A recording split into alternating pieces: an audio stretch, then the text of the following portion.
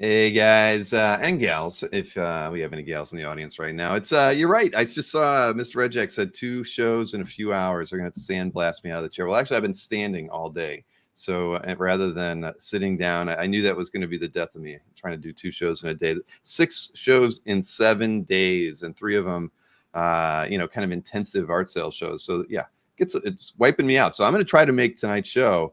We're going to go for it. We're going to shoot for 2 hours, everybody. 2 hours is my goal. But if you did see the earlier show, we really did very, very well. The final tally with the proxy bids put us just under $34,000 in sales. So who knows if the proxy bids are going to win? If they go higher than that on the floor, hey, that's wonderful. The National Cartoonist Society is going to make a fair amount of money. But I talked with Ken and Bill and a few other people from the society after the show was over while we were, while I was pulling everything together, and they were excited. And I had always thought they had done 1 or 2 of those shows, auction type things in the past, but I guess this really was their first major one. And so they were very appreciative. So I have a feeling we'll be doing those every year. Next year, hopefully we have a better system though. I mean, while the chat stuff worked and, putting stuff in the comments was fine, I think we can probably do a better job. TMD1. Yeah. Well, that's why I have a nice shirt on. I was worried I was going to be underdressed for the pre-Reuben celebration, but everybody was dressed down prior to that. I think everyone puts on, at least the presenters put on tuxes for that to kind of, class the joint up a bit. But yeah, you can thank my daughter for this shirt. She picked it out. I think it's even got like a paisley print in it. I don't know if I should feel like a hippie or something, but anyway, so we, I have a few things we're going to be talking about tonight. I've got, what do I got? I got 3 packages to open. One from Anthony, one from Alex Garcia, and then one from a Kickstarter that I backed. And so we'll have some fun. So I'm going to start things off. I've got Wolvie Fan in the green room. We're going to talk a little bit about OEX and a few things there. So let me bring Wolvie in and get this thing going. How's it going, man? I'm good. How you doing, brother? I can't complain. I'm stoked. I'm stoked for OEX. When the hell's it coming? Let's go. It can't get here fast enough. That is very true. So OEX, what is it? It's January 26th through the 28th. So we're really under the 5-month window now. It's coming in like a hurricane, basically, right? Yeah. Well, so the thing is, we were talking. I was talking with Casper, and we were like, we had some artists we were talking about having on, and we haven't really finalized a couple pre-con opportunities with a few people, and we thought, we should bring in some people who are actually going to be setting up, so we can let everybody know, because we don't have a section on the website that talks about which collectors are setting up. We should, and maybe I'll add that in the next coming weeks, but you approached us over a month ago about setting up a collector table, and yep. And that was awesome. I mean, I don't think of you as a seller per se, but I think that just bringing a few things for sale, for trade, whatever your approach to the show is going to be cool. So I mean, what prompted you to do this? So I'm glad you asked. It's a perfect time to get me on, Bill. And I'll make it quick. I know I have a time limit. So guys, sorry, no Nina talk today. So my daughter's getting married next year. So I got to start raising some money to pay for a damn wedding. So I know, I've got 2 daughters too, 18 and 20, almost 21. And I'm, unfortunately they don't really date a lot. So I haven't had to think too much about it, but I feel your pain.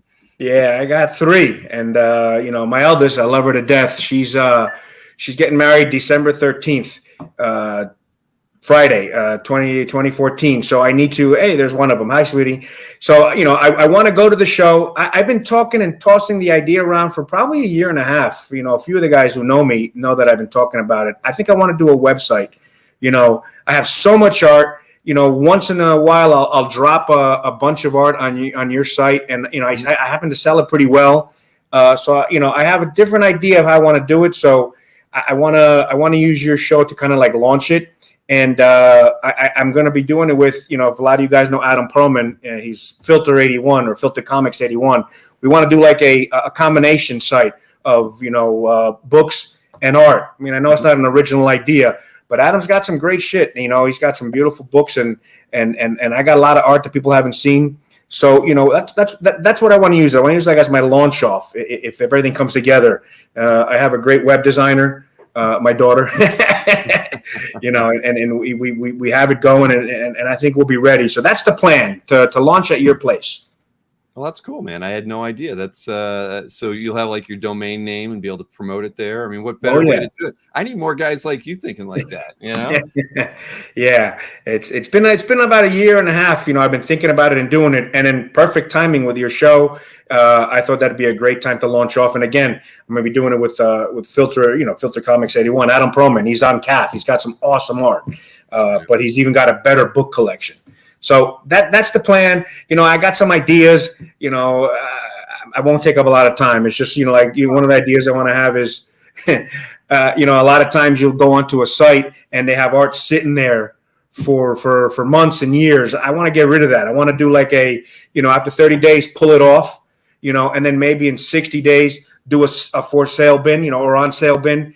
What the price once was, and in 60 days I'll repost it at 20% off. I don't know. I got some crazy, stupid ideas I want to try and see if they work. I want to do, a lot of people do the consignments. I don't think I need people's 10% because they're bringing people to my site. So I want to do something for like the first 30 days free. The plan is to get people coming to the site so they can see the art, buy my stuff over the consignment stuff. But, just some of the ideas I have. And of course, throw some books in there with Adam Perlman to dress it up a little because he's got some gorgeous stuff. That sounds like a cool idea. Nobody's really doing exactly that same thing. Shout out to Kareem El-Rafi. Dr. El-Rafi, if you guys need a proctologist, he's the guy. You hear that, Kyrie? I don't need one, but if anybody in the in the audience needs one this evening, hit Kareem up with a private chat. He does house calls. He does house calls. Marcus had a great suggestion. He goes, have the wedding at OAX, and you won't need to rent a venue. So it doesn't work that way, does it? Now listen to me. I love that idea. I can see Bill, doing the ceremony for me. I'll throw him a piece of Adam Kubert art for the job, but I don't know if my daughter would let me get away with that.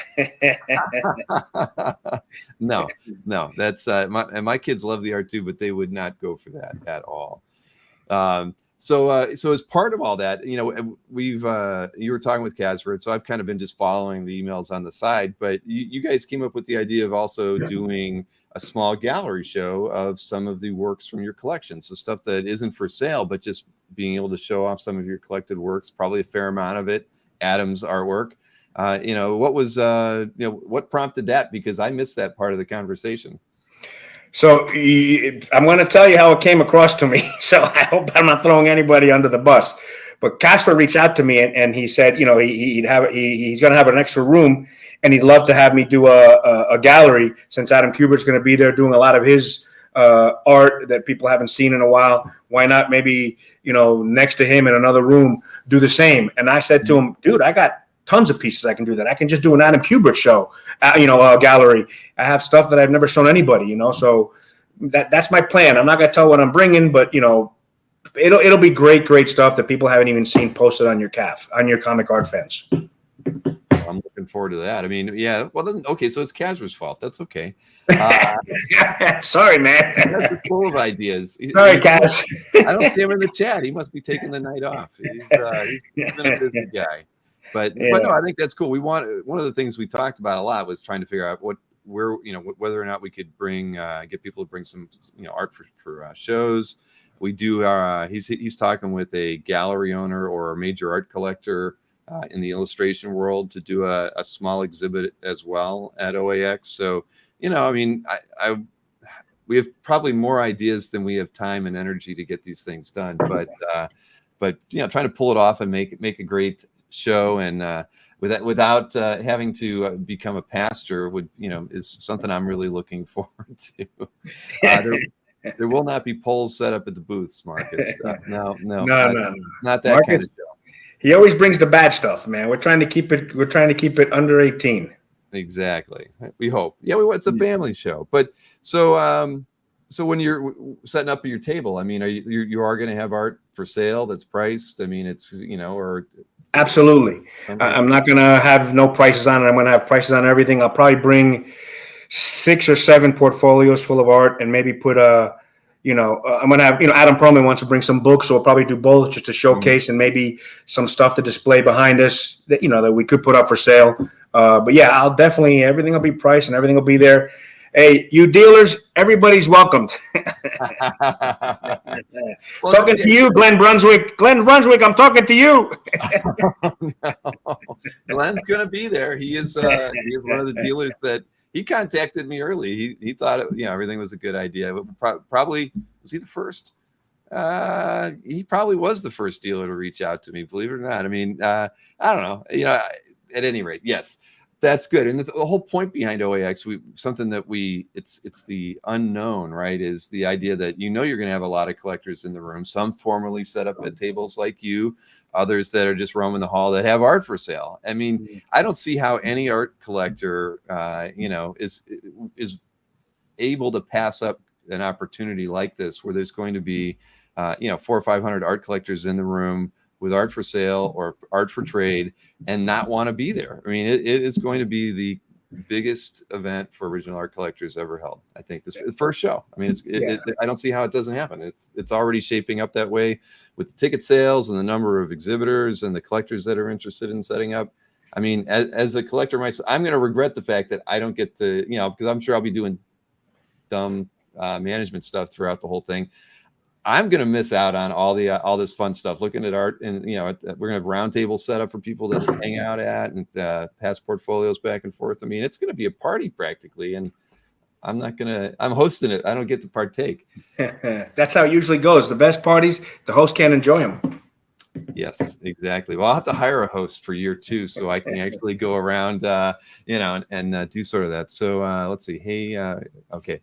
But there will be no cosplay, Marcus. Absolutely. Well, unless you come and dress up as something, you could wear the crotch goblin outfit and walk around and put anything on your crotch that you want. Marcus is doing a lot of talking, but is he going to show up? What are the odds? We don't know the odds. I haven't talked to Marcus about it.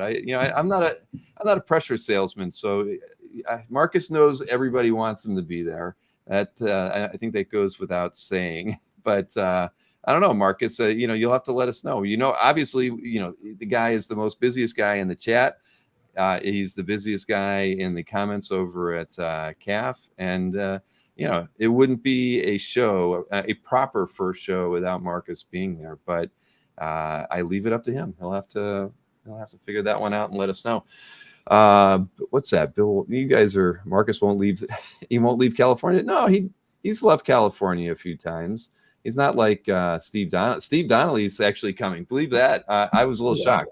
He never leaves California. Somebody who typically, he doesn't. I have seen him in New York once or twice. So I guess I can't say he never goes anywhere. But he typically, when they do the Comic Art Con in Jersey, only Rich goes. So Steve is all interested in it, and he's coming. And I even got an email from Bashara yesterday. Bashara is going to set up with a couple. He asked for 2 booths. Nice. Yeah. And Steve Lipsky from Steve O's Collectibles, he's going to get a booth. Michael Lovitz actually started out with a collector table, but Steve Lipsky was, because he's in Tampa, I think, or somewhere around Tampa. He decided to get a booth, so Lovitz is going to be setting up with him. So he's got somebody. Wow, that's awesome. Yeah. So it's evolving, definitely. But I know we still have 3 or 4 collectors that are set up. I won't give out. I've been wanting to see if I can get logos or graphics from some of those people. I don't want to give out the other people who are setting up, but big collector, is going to be coming out there as well.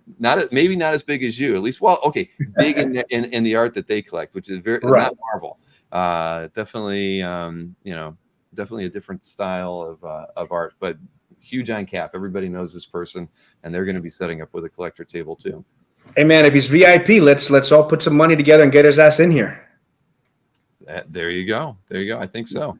Sorry, I don't want to miss anything in the chat, but yes, Rich Cirillo's in Baltimore. He's going to be hanging out. Yeah, Baltimore's the big show this weekend. I went last year. It was fun. It's I don't know. I had a better time at Heroes for different reasons, I think, but Baltimore is definitely a show. If you're an art collector, it's a good show to go to. But OAX is going to be the one that supplants some of those, or at least complements some of those. Look, it's something that we need. We don't got, just an art show. You can't. Not everybody can travel to Lake Como. This is perfect for what we need. I think it's great, and I'm super stoked. Yeah, no, that's true. I actually may try to go to Como this May, because we finally don't have conflicting weekends with the Comic Art Live schedule that was always in May. We were always the weekend after Como, and they moved to my weekend. So I couldn't move back a week because that would have put me in Memorial Weekend. So I moved to the week before Como. So now I could actually do Comic Art Live and potentially go to Como. I mean, I wouldn't make it a regular thing, but I want to go once. I mean, it's, there's European art collectors that we would never get to meet, right, in person, that, don't even make the trip to New York. I think it would be a great opportunity. I'm a huge Serperi and Manara fan. I got a lot of their art that I don't even post. And it was amazing to meet them. They're super cool. They know who's out there to see them. Nobody has. There's no one stuck up out there, and it's gorgeous. You got to bring your wife. You'll love it. You'll have a great time. My wife is one of the reasons I haven't gone. Maureen doesn't want it. She's like, she's a stick in the mud, man. She doesn't want to travel, and because if she would go, it would have made it a lot easier. I might have gone first year they did Como, but she's like, Italy, nah. She'd rather go to a Pokemon tournament in Tokyo or Hawaii or Houston than fly to Italy. I know, it's well. So you compromise. I'm trying. We'll work something out. But she probably, if I go to Como, I doubt she's going to go with me. So It is what it is. Let's see. Rich says he has to restrain himself when buying at Baltimore so he can have money for OAX. That's a smart move, Rich. We hope. I'm going to definitely take it easy in December and January with the art sale shows too. I mean, we'll still do dueling dealers and whatnot, but I'm going to kind of lay off being, doing the heavy Saturday shows and Monday extra shows, just so I'm not tapping everybody out. We want money in the room, not just a lot of collectors wanting to, rub elbows and have a good time. We need the wallets full so the artists and the sellers are making some money. Let's see. Elena said she last weekend was awesome at Dragon Con. Cool. I saw a lot of cool photos from Dragon Con. Yeah, that's my daughter. She went without me. Did she ask? Did you ask to go? I'm dad. Shouldn't they ask me? That is true. Hey, my family doesn't let me know, what they're doing in 1 hour to the next. So I don't kind of get that. I haven't gotten the, dad gets to be a part of my life kind of thing. Yeah. Hopefully I know how you feel. My daughter, Alana, she's 25. She's marrying a multimillionaire who does web design. They can't even get the fat old man an invite. I'd pay my own way, Alana. Why didn't you invite me? Damn it. Well, that's kind of, well, what are you gonna do? Today I walked out of the office and everybody was gone, and I'd only seen them like 20 minutes ago. I'm like, what the hell? The car's gone. They're all gone. And I text my oldest daughter. I'm like, where'd everybody go? And she's like, oh, we went to do a Pokemon Go raid or something like that down the street.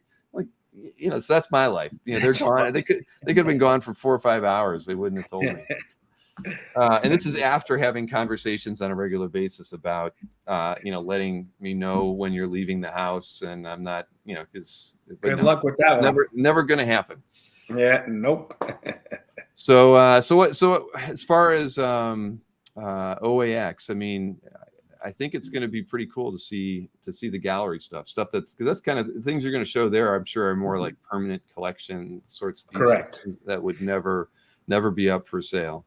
Yeah, it's going to be all framed, big, giant pieces. I mean, the one right behind me, that's 4 pages. That's 44 by 17. I'm going to have a lot of big ass pages like that. This guy over here, that's 22 by 33. I'm going to have a lot. Oh wow, that was cool. How'd you do that? That one, I'm going to bring that plus a lot of other things you guys can't see. That it's going to be a lot of wall space. That's So it'll be a lot of fun. I love showing my art off, man. I really do, and I'm gonna enjoy doing it. I'll have some Guinness there, sitting down, chilling, talking to people. I can't wait. Yeah, Delight Loves Movie says, I wish we could see better what Wolvie has hanging on the walls. Why don't you give a quick tour, and then Sure. let's see here. I'll go full screen for you. So I'm not going to show you everything, but there's a couple Wolverine pieces there. Let's see. We got a nice text cover, a Wolverine, another Adam Kubert Wolverine. I don't know if you can see that one. There it is. This is a lot of the Wolverine 90 book that I have framed. Let's see. We got some the Everybody Loves the Wolverine 88 cover, which is the Deadpool Wolverine, and then I got the homage right there, the big one, the 22 by 30. That 6 covers from AOX 2004 that Pachalo and Sweet Townsend did. It's another big 4 cover by Kyle Holtz. 6 covers from Mark Bagley. We got other stuff around the house, but those are going to be some of the surprises. Sweet. Oh shit, that's a scary looking dude.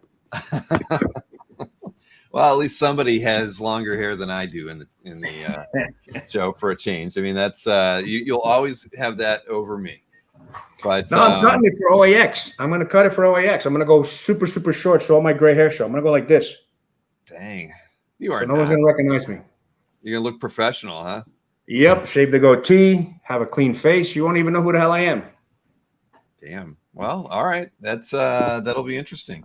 So, gosh, I'm trying to think if there's anything else we should talk about. But again, I'm really glad you're doing it, Rob, because I think just having people participate in a manner in which we're trying to create, a scenario where everybody has, there were just so many unique things going on is cool, because you never know, like, what's going to work, is it going to work well. But I do think having, 5 to 6 collectors set up with art for sale is something you're never going to get anywhere else, and we can do that here and make it fun, and and it's really an offshoot of everything we've been doing on CAF forever. You have a gallery, you're selling art. We've done collector sales shows on the channel, and so now we get to do it in person. It's cool. I mean, I can't wait for it. Yeah, like I said, I'm excited, and I really appreciate the opportunity to do the gallery. Thanks, Cass. I know it wasn't Bill. Now that I know. I like Casper. He has a lot of free reign to do whatever he likes, and because he's been helping out a lot, and he's been handling the venue more than I have, which is, he runs a couple things by me, but he's been handling all the negotiations, and that's been a pain in the butt because you can imagine it. Everybody's short-staffed these days, so it takes like a week for them to get back to him when he's like trying to just get more toilet paper for the bathrooms or whatever the hell he's trying to line up. So it's been. I'm glad he's doing it and not me, because I would have like driven down there and been like, I'm not leaving the lobby of the the hotel until I get an answer on X, Y, and Z. He's been very patient, but he shouted at me in all caps the other day when I asked him a question. It's like, all right, now I know when to lay off. That's when we stop. But listen, man, it's going to be a good time. I know that Casper's actually been talking with the people who do like the pipe and drapes and talking to them about what we can use for, putting inside it, center of a room to hang art on. So apparently, they can supply all of that stuff. So I haven't gotten to see any of the things that they've got lined up for us to look at and figure out what we want to use in the galleries. But the thing is, we do have a lot of space. So It's going to be damn cool. I'm stoked, man. I can't wait. All right. Well, listen, enjoy your, it's never fun selling art, but I know that it's all going to a good cause now. So I had to share that. All right, man. Listen, take it easy, Rob. Maybe we'll have you back on before the show starts too, just as we get closer to knowing a little bit more. Because I want people to sort of get an idea of some of the stuff, not all the stuff that you're bringing, but of course, because that'll help give people, might tip them from making the trip. It's like, hey, if they're going to get to see this, or there might be these artworks that might be available that you're not going to get through your CAF gallery or whatnot. I mean, I think that's we want to have a little bit of mystery in terms of what people are bringing for sale, but I mean, I might bring some D&D art. I got some '90s TSR art from the big guys, and I know I don't show it ever because I know who the shark is out there who's trying to buy it all. I've Well, sold them wait a minute. before. You know that I want something from TSR, right? Yeah, but I don't have what I want. I have Jeff Easley, Larry Elmore. I got all the big four. I got a bunch of cool Clyde Caldwell pieces. I've been buying that before it was in style to buy. I was buying Jeff Easley paintings for $600, $700. You know, it's You don't have a Bill Willingham piece, do you? I do not. I do not. He's the guy. Well, him and Jeff D. Those because that was kind of when I was playing, right? That's the old school, the '70s, '80s. Right, because when Easley and those guys came in, they were the ones who kind of just repackaged it and made it look super cool. Yeah, no, yeah, they sure did. I was buying all that stuff too, but yeah, that's why the nostalgia is for the Willingham, even some of those bad artists. Well, okay, not bad artists. Guys like Errol Otis and guys who you wouldn't think are like great name, Errol Otis. Right. I mean, but the thing is, when you see it, you're like, it brings you back, right? To like when you're a little kid. Hell yeah.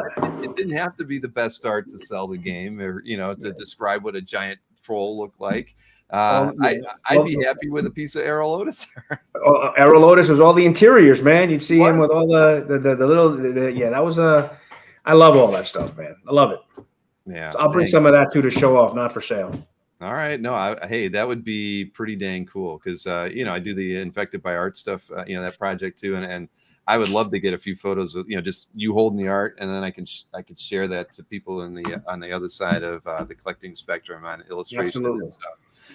Sweet. All right, Rob. Well, enjoy the rest of the evening. Have another drink for me. And I sure will. All right. Take it easy, man. Appreciate you, Bill. Oh, wait, let me show you my big ass Great Dane. Look at this guy. Oh, my God.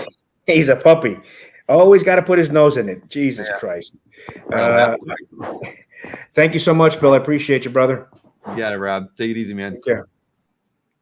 All right. We're going to have a good time at OAX. I don't know if pets are allowed on the show floor, but it's shaping up. I can tell you that it's just been hectic the last couple of really the whole last month to 6 weeks. We've just been there's been just hard stuff to get through with the venue, but I think we're almost there. Although I think Kazra may have lost some hair during the whole process, but we basically exceeded the rooms that we had allotted, which we didn't think was going to happen, or we expected it to happen. We thought it would happen more in the fall. Well, that was not the case. We ended up exceeding them, I think, even before the end of July.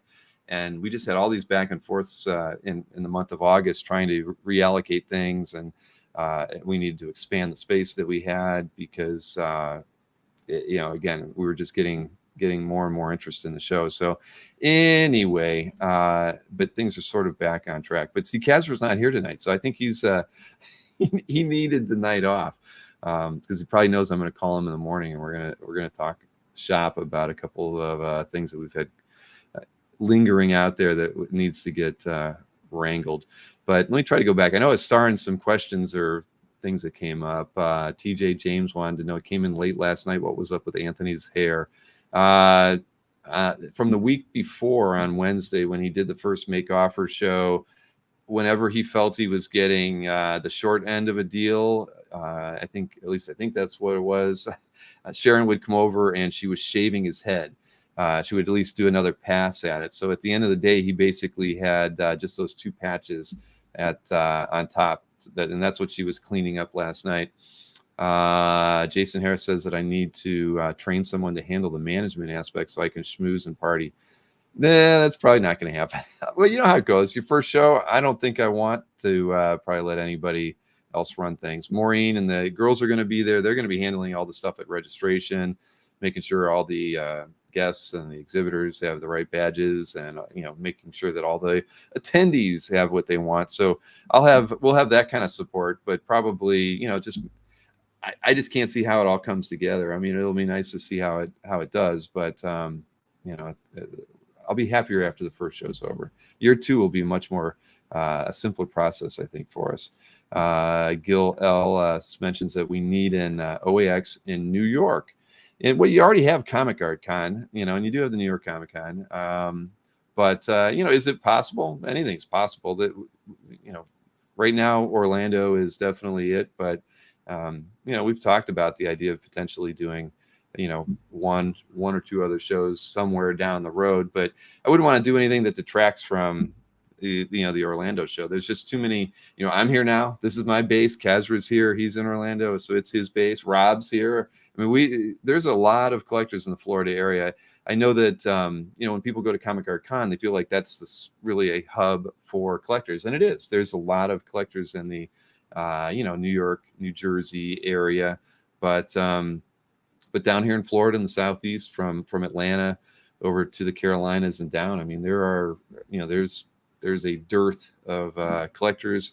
We may not have as many art dealers and reps down in this area, but hosting the show in January, I think we're going to get a lot of people who want to travel, get out of the cold, and have no problems. That's why it was cool getting an email from Bashar yesterday.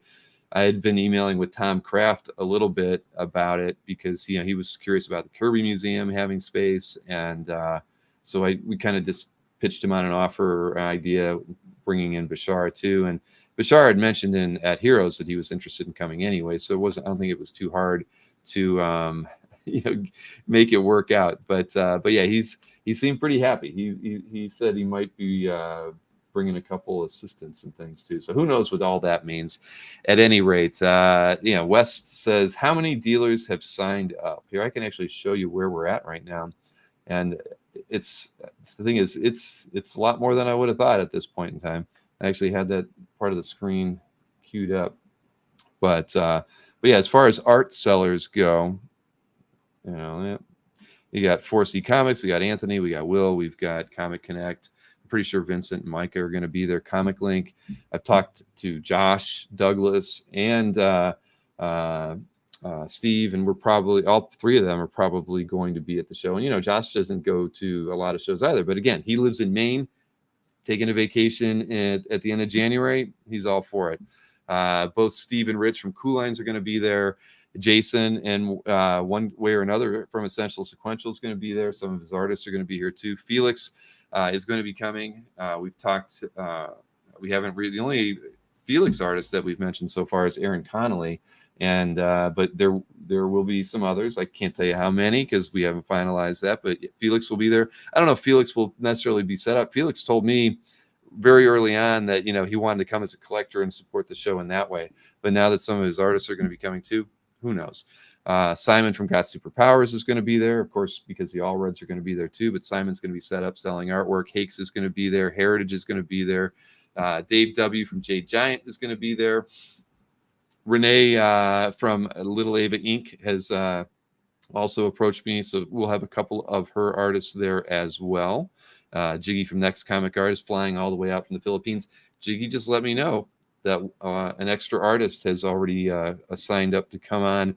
We will probably not announce that until next Saturday. I'm doing a special sales show on Saturday evening with Jiggy and his team because it's Batman Day. And we are going to be doing a show with all Batman art. So somebody let Daryl R know that we're going to be doing that.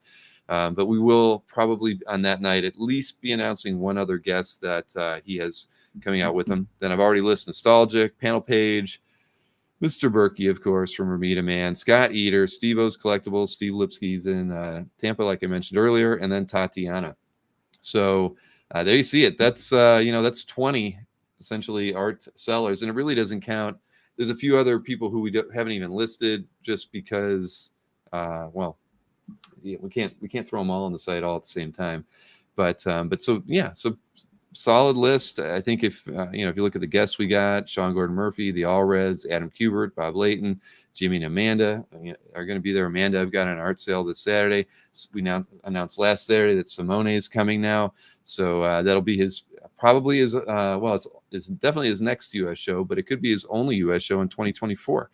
George Pratt, Allison and Adam, Gerhard, Dan Jurgens, Kevin Nolan, Jose Garcia Lopez, John Beatty, Matt Wagner, Bill Morrison, Dan Brereton, Andy and Veronica Fish, Mannix, Miko, Harvey from the Next Comic Art crew. And like I said, I've got a fourth to announce on the Saturday after next. Bob McLeod's going to be there. Matt Allison, Aaron Conley, Jonathan Wayshak, and Ken Hazer. a pretty, I mean, exactly. It's a pretty good set, set of sellers and artists that are going to be there. And, the artist list, Kazra, if Kazra gets his way, he's going to double it. But I think you can expect at least, around 20 more, 25 more, maybe people announced. But, I think to me, I'd like to stay closer to 50, and Kazra would be happier being closer to 60. So we'll just see. It all depends on the ticket sales. We have, I think we're right at or very close to 200 ticket sales. The VIP tickets for Friday night are more than 80% sold out right now. That which, again, I mean, I guess I had pie in the sky thoughts about that early on, thinking it would sell out by the end of the summer. It didn't, but it's close. OAX is going to start off with a bang, says Larry. That is very true, Chuck White. I agree. But yeah, we've it's going to be an interesting show, definitely. And I don't think anything else on there, but for those of you who've not been to the site, it is oa-expo.com. And Ram 2814, of course you're going to be there, Danny.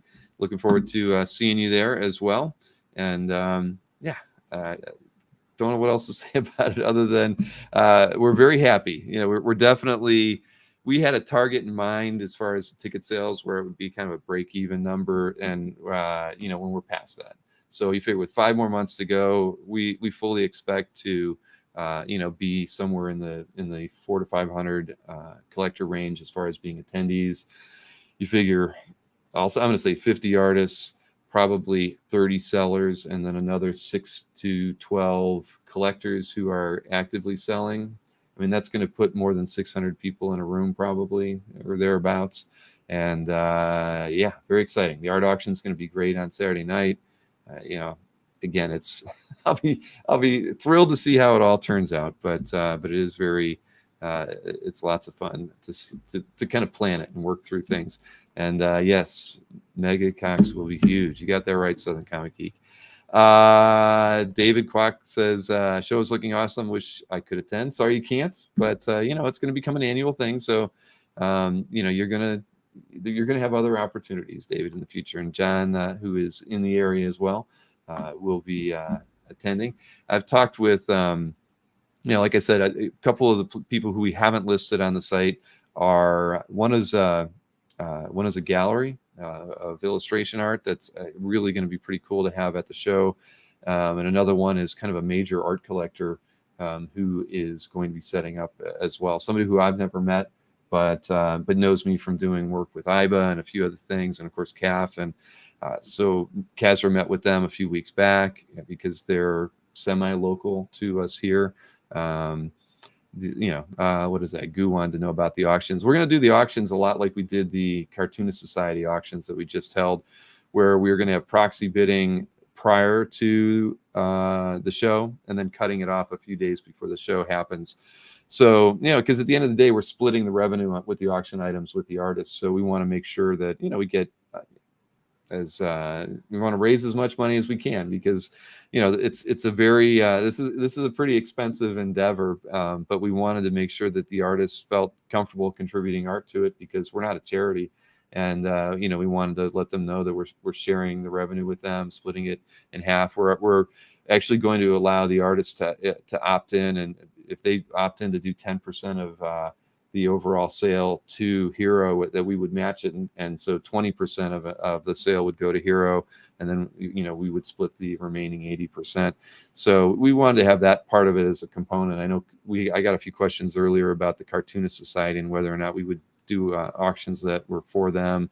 We certainly could. I mean, at the end of the day, I want to be able to support as many charities as possible, but we're trying to tie Hero into it. I've been working with McLaughlin for a while, and I think we're finally to the point where we're going to actually talk more substantially about OAX, because he always told me he had to wait till it was under 6 months out to talk about what Hero may or may not be able to do. Because I had asked him, Hero's bringing out, they bring artists out to some shows, and I had said, well, why we would maybe work with you to bring an artist out to the show, so that somebody who would be in a Hero booth that would draw people to that. We want to raise some money for them there. So we'll see.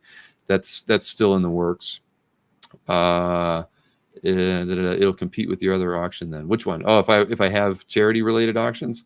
Well, that's the thing. I mean, I don't think we would never do like a Baltimore hero auction. That wouldn't be the case. What I'd like to do is have maybe 8 to 10 auction pieces that are like 100% for hero, because it'd be great if you could get a Walt Simonson, the contributed piece, because Walt doesn't travel much. He would never. I can't see getting Walt to OAX because it's not close to him, and I don't think he really flies it anymore or likes to fly anymore. But it would be cool if you could get a piece from him for the auction, right? And if that being 100% for hero, that'll be okay. And would it compete? Sure, but that's where the proxy bidding does help out getting the prices up to where you'd want to get them. Let's see. TJ says last year's Baltimore show was shortly after your moving truck adventure. No wonder Heroes was more fun. Yeah, that is true. I definitely I've tried to forget the moving truck adventure, but I can't. I actually think I have a dislocated toe from that. I think when I hammered that the brake, I've had a limp for the last 8 months, and I've not really gone to anybody to try to fix it. But Ian says that my family will be at Disney World while he's at OAX. Something for everybody. And that's true. Disney's 20 minutes down the road. Universal's right across the street. We are definitely going to be doing a Universal get-together Monday after OAX. Adam Kubert has told me that he will come over to Islands of Adventure probably. We've talked about lunchtime. So you ever want to ride the Spider-Man ride with Adam Kubert? Here's your opportunity. He said he'd hang out for a few hours, and because he did all the facades and Islands of Adventure, so he's going to be there for that. I haven't talked to Bill Morrison yet, but I mean, I'm going to twist his arm and tell him he's got to stay for Monday, so we could then do something like a dinner time meetup over in the Simpsons area, get a Duff beer, hang out over there. So yeah, that'll be that will be when I get to relax and have a good time. We'll be hanging out at Universal with those people who can make an extra day of it and do that, because the whole show was kind of geared around the idea that we wanted people to take vacation time if they could. I know it's probably not the best time for kids to do it, but kids can miss a day here or there and make it up one way or another. Did I get all the starred comments in here? Yeah, no respect for my family. Yeah, I think I got them all. So, how many of you take photos and videos of all the adventures? I hope you do. Yeah, I think we actually have a couple people who volunteered. That one person's kind of a professional videographer who has said that they'll be there taking photos and shooting video for us. There's also somebody that Kazra met that is doing a documentary with an artist that he and I are friends with in the area, and I think we might actually be getting that individual to come out and shoot some video for us and whatnot. So yeah, it's gonna be well documented, and I think everybody's gonna be happy with whatever kind of presentation we put together afterwards. Because right now I have nothing to show but a picture of the hotel. I don't have a nice photograph of everybody hanging out in the hall. But I can tell you this: I have been thinking about how we can coordinate a group photograph. So one way or another, we're gonna. We did that group photograph and Heroes of Comic Card Fans members. I think we had about 40, 45 people who came to that one. Well, when we have 10 times that people in a room, we're going to figure something out, and we are going to get a major group photograph somehow. I don't care if we have to make somebody go to the corner of the room on a ladder, and we just tell everybody they got to stop what they're doing and give us a salute of some kind without your middle finger. But yeah, continues. Yes, that is right. You got it right. Marcus is so right on there. Continuing the tradition of comics messing with children's education. Yes, that's it's a part of. But remember, comics teach kids to read. So I don't know. It's a delicate balancing act on how you want to work that out. Hey, let's open up some packages here. Let me make sure I didn't miss anything here that hasn't been talked about OAX before. No, I don't think so. At any rate, you guys, if you ever have any questions, you can hit me up with stuff. We're lots of things are kind of evolving, and we've got a lot of fun ideas. There's definitely people who are going to get some great swag. Some things that we've bantered about and kicked around and schemed are going to be, they're going to be well worth the price of coming out. I talked to, gosh, who was I talking to yesterday when I can't remember who it was, but we have an idea for Berkey that I told to Berkey, and I thought he was going to be so PO'd at me because it was not, he wasn't going to, he'd just think I was treating him poorly. He laughed and liked the idea. So, and I just can't even tell you what it is, because it's got a debut at the show. Oh, I know. I told it to Anthony in the green room. Anthony didn't laugh, but Sharon loved it.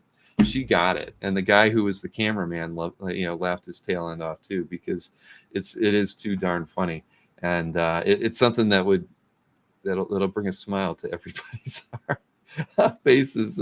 Anyway, let me move some things around here so I can set this thing up and open up what we got here. What do we got now? First thing, small. This is the Kickstarter piece. I'm pretty sure it's from Ryan Higgins from Comics Conspiracy. Remember we had Kevin Sharp, Veronica Fish on. When was that? That was like about a month and a half ago when we talked about their Kickstarter. And they talked like it was going to take forever to get their stuff in, but I think the printer turned everything around really quickly. So let's see here if my book arrived. I think this is. Man, got to get a new blade for this. Cutting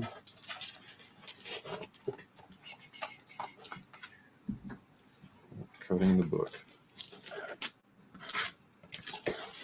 All right, I have the exact same comic shipment boxes, and they're awesome. They, things don't get damaged in them, but you have to tape the heck out of them to make them work right.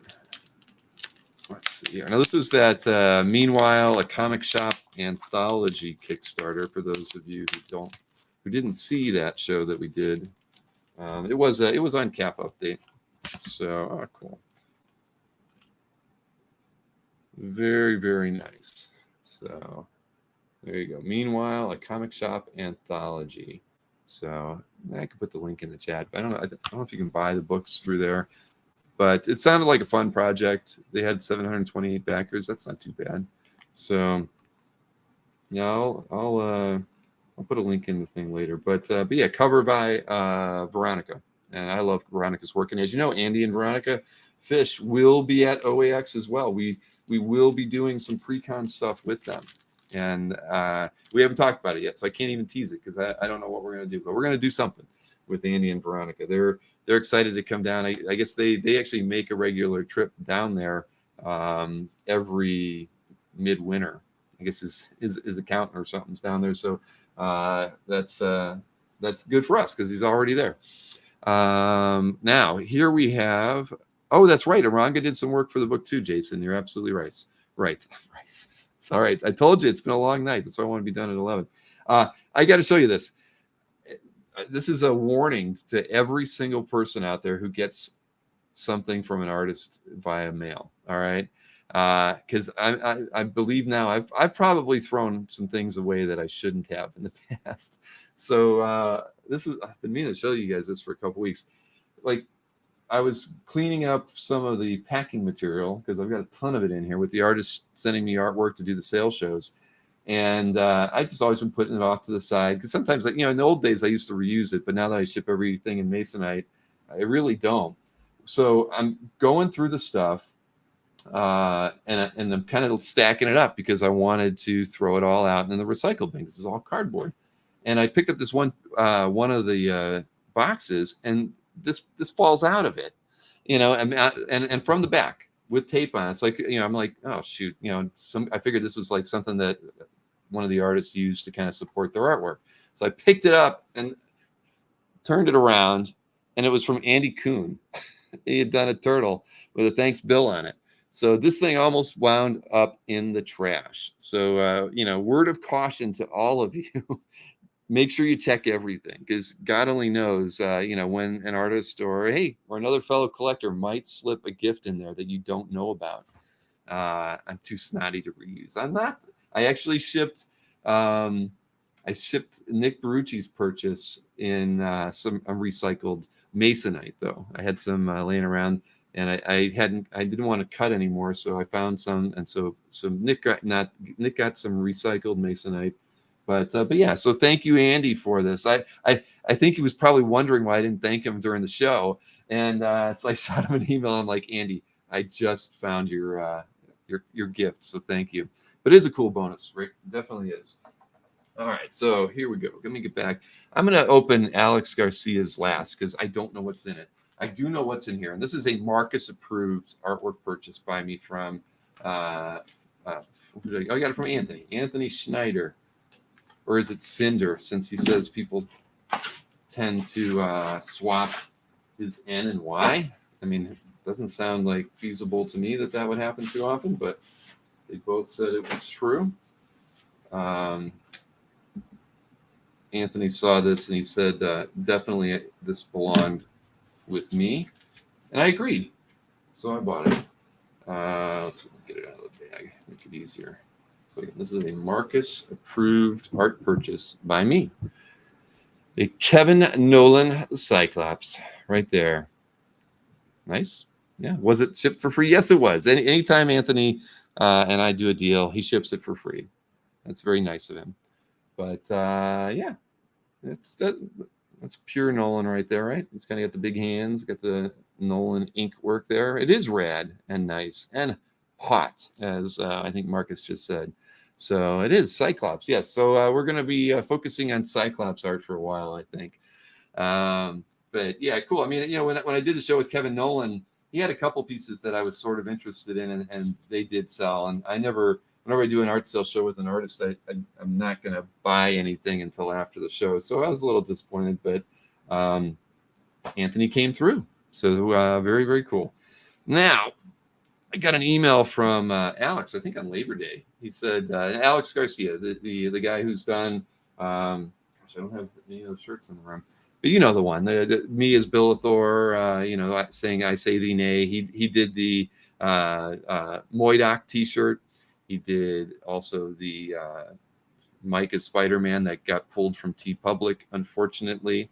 So, yeah, he's done a lot of great things for the show. I always promote his Instagram with every Dueling Dealers email I send out. When you see those on Wednesday, I put a link in there, and thank Alex for his contributions and things that he's done for us.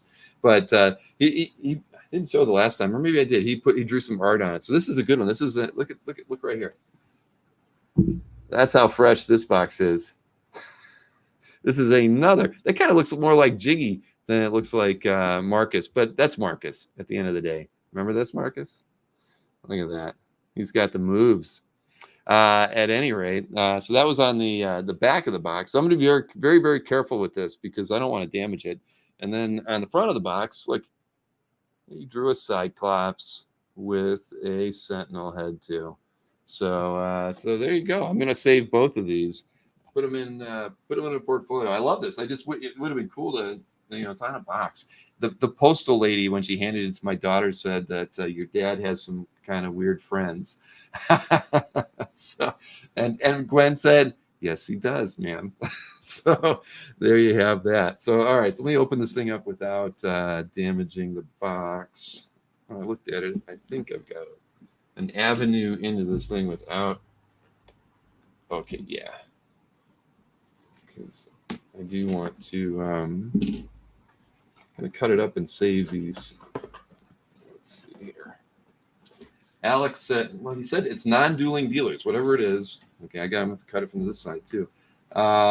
He said it's non-dueling dealer stuff, because usually, as I mentioned, most of the stuff he's sent was something related to Wednesday nights. That's why.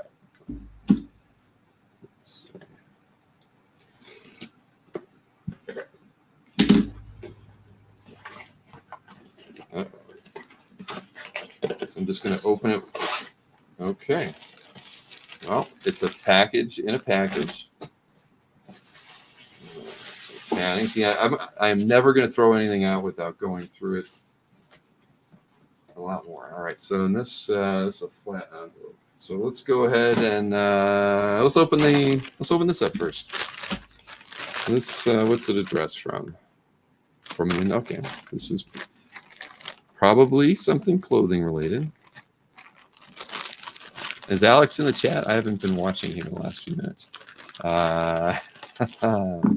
Let's see. I'm not being investigated, but he is a very talented artist. You're absolutely right, TMP1. Love his stuff, and please, everybody should support him. Great. Well, it's happening. It's continuing. Look at this, everybody. Another Alex original here with a Cyclops on it. You know I'm going to get a lot of mileage out of this one. Look at that. That is freaking perfect. Thank you so much, Alex. This is great, man. This is awesome. All right. That's yeah. I'm gonna wear that this weekend just to rile up the neighbors down here, all these Florida men that I gotta deal with. And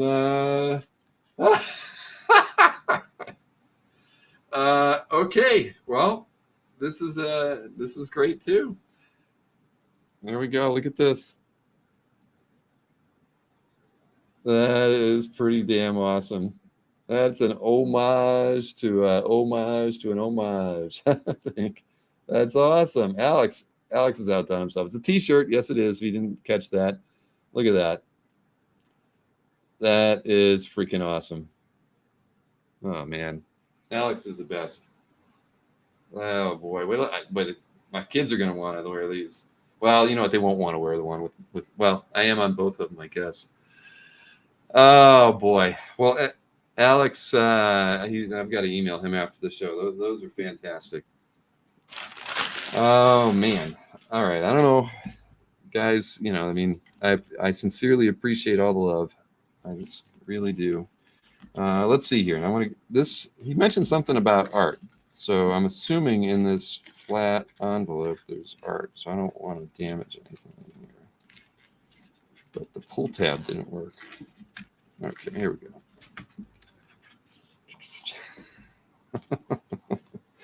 Oh boy. Mike's going to want this in a frame. Let's see here.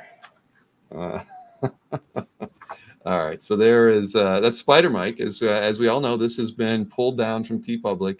You can't have the suit in a perfect likeness like that, but now we have this. Mike doesn't get it. I get to keep that one. Then these were little sketches that went with that shirt that no one will ever get to own. You got Anthony with the butt chin. You got me with a big chin. You got Sharon looking fun, and then Crotch Goblin was in it too. And then look at this. Got the original art to the Cyclops. That's awesome. Thank you again, Alex. Then we get the Crotch Goblin because that was the other T-shirt that we've got. Remember, did I wear that the other night? I think I did. So we got that too. This is pre putting a face over the crotch, obviously. Oh, this is awesome. All right, so this is the original art to the shirt of Billithor. That's a Cyclops in the back. I don't think that's in the shirt design, but very, very nice. And then is it last but not least? It might be, but let's see here. Just to make Albert Moy a little jealous. No more Ramirez. Please stop Nick from talking. And a next. Right there. I got my own Moydoc original illustration. That is awesome. Oh my. And I get, wow, that's really nice. I get an inked original by Alex as well. Eat your heart out, Jason. Look at that. Got Wolverine. That is really, really nice. I love it. Well, Alex, again, thank you so much, man. These are awesome. I've got to put these in a safe spot so they don't damage them. Actually, I'm going to put them in the bag with the Nolan. Wow. So yeah, that was fantastic. That is amazing. Alex, again, he's, you never know what he's going to come up with next. I mean, if he does anything else, I think the only thing we need next is something that's Anthony and Sharon related. But they've been so many different characters. I don't know how you kind of narrow down what you would do with Anthony and Sharon. But anyway, wow. Thank you, Alex. And Alex Alex was at San Diego. I saw, this last year, and I didn't get to go, so that's unfortunate. I think Jeff Wedding. Jeff, didn't you get to hang out with Alex? I feel like it might have been you, because somebody sent me a photograph with Alex at the show. But either way, awesome stuff. Wonderful, wonderful, wonderful, wonderful. Let me, and that's everything, right? Yes, everything's open. Okay, so next up, we'll hit the schedule now. We're 1 hour in. We're the pace is good here. Pace is very good. So schedule-wise, I'll just hit this quick. Not a whole lot changed, but Amanda Connor is going to be with me on Saturday. I know we're up against the Baltimore Comic-Con, but that's okay. Amanda and Jimmy were going through her art today, so I don't have anything to preview for you. I do know there's going to be covers. I do know there's going to be select interiors as part of that show, but I can't tease or tell you anything about what it's going to be because I don't know yet myself. Unless Jimmy's emailed me tonight. But no, he has not. He told me he was going to email me tonight, but it hasn't come in yet. So other than that, what do we got? I've got Joe and maybe Nadia on next Tuesday with me for a Haas signature preview. As I mentioned, I'm going to be doing a Batman Day art sale with Next Comic Art next Saturday, and we will do a few OAX announcements during that show. That will be a 9 p.m. start on a Saturday, not the usual 2 p.m. that we do on Saturdays. Got Dan Jurgens, Jim Amash the following week. Let's see, anything else change? I've got Hydra on for Halloween Horror Art Show in October. So that's a couple months down the road, but I wanted to get that on the schedule so we all remember that it's coming up. Hydra is a huge horror fan and has a lot of dark art, I guess you could say. So I'm looking forward to doing a show specifically focused on that genre. Then anything else that moved? No, everything else is pretty much the same. Andy Kuhn's going to come back. He didn't have a huge sale day when we did the show. It was funny. I actually had a collector reach out to us after the show because remember we had said if we do if we do another show, is there specific artwork that Andy's done that you would like to see us bring? And I had a collector reach out and asked about a specific book that I'd never even heard of. And so I went back to Andy and he's like, yeah, I probably got a lot of that. Have him tell you what pages, he wants and I'll get it to him. And so guy gave him a list of 6 pages and he had them all. And so the guy ended up buying 3 of them. And so that was kind of cool. So, so Andy was like, all right, well, maybe, so I'll probably do a little fishing in advance of, what people might like to see, but he has a better idea. He didn't bring he brought some Turtles pages, but didn't have a lot of Turtles stuff on him, right? The one Turtles page he had that had Turtles on it sold. So I think he gets it. I think when we do the next show, he'll have, pages with a little bit more punch. Ron saying no, Bo Hampton. Nope. Bo contacted me Monday or Tuesday. He said something. I mean, his reasoning said he said something along the lines of, "I sold most of the art from the Kickstarter that I thought I was going to sell. On your show, I have another thing coming up that I'm going to have another dearth of art to sell, and let's do it when that happens." And he made it sound like it'll probably be after the first of the year. So Bo Hampton, I did have to drop him off. Sorry, I usually cross him out and then do that. Any pro pages, asked NSN Art. I never try to direct them, but I was kind of curious about that myself. I mean, if I love Amanda's work, but I'd be pretty happy to get a pro page myself. But yeah, you never know. I did, I'll tell you, I actually got contacted by. Yeah, I know. I'm sorry about that, Ram. But he is going to do it, and he apologized and all that. He because he changed the date already once before. But there's an artist that I talked with a while back about doing some stuff because they were interested in doing some things with me. They aren't, and I thought maybe they weren't going to come back. Last time I emailed with them was in May, but I got an email from them last evening, and they're ready to do some some pretty big stuff. So I'm trying to set up a call either tomorrow or on Sunday with them. So yeah, I think you can expect, and this is somebody who will not go to OAX, but at least as far as I know, but they are very interested in working with me with some of their art sales through the live streams, and probably even a little bit through CAF. I don't know. We'll see.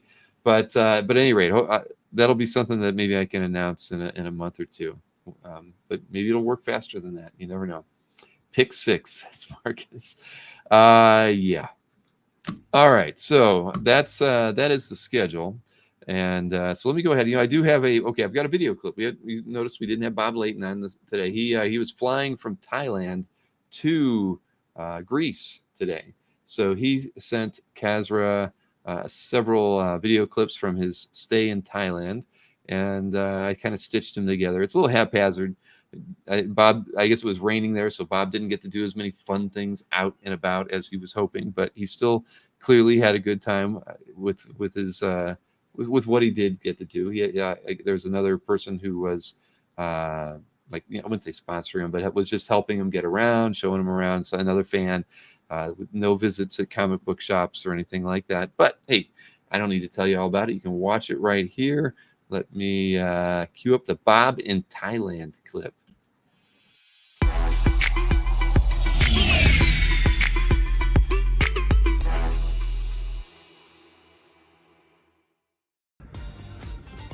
Hey, Billy Castro, it's Bob. I'm in Thailand. I know that I was supposed to do this live this week, but unfortunately I found out that my flight is at 8 o'clock in the morning, not 8 o'clock at night. So I'm flying out of here Friday. I will be on a plane by the time we start talking. So I thought I'd at least give you a tour of my luxurious hotel room here in Thailand. As you see, I have my giant sunken tub and my marble bathroom. I got a robot toilet. This is great. You gotta love that, right? There we go. And you're probably wondering why I'm dressed so casually. Well, because I'm gonna jump in the pool. So you're in this thing, but anyway, here's my room. What's really great is I met Juana Serra, the owner of the resort here, and we kind of hit it off. Castro knows I have a knack for meeting interesting people. So Juan offered to move me to the presidential suite, but I declined it because I said, I really don't need much more space than this. I mean, this room is huge, and as you're gonna see, I have about everything you would ever want. So let's take a walk out here. Here's my little space here. There's my sunken living room. You can see it's pretty cool. As you can see here. Let me give you an idea of the view here. It has unfortunately been raining the entire time I was here. So I really haven't had a chance to enjoy it much. But the resort itself is pretty fantastic. So I don't have any complaints as far as that goes. So next week, I will be live from Greece. I'm not sure what time that'll be, but we'll set it up. And I'll talk to you guys, and we'll work this all out. Hang on a second here. Okay, are we ready? Okay, we got it? Okay, here we go.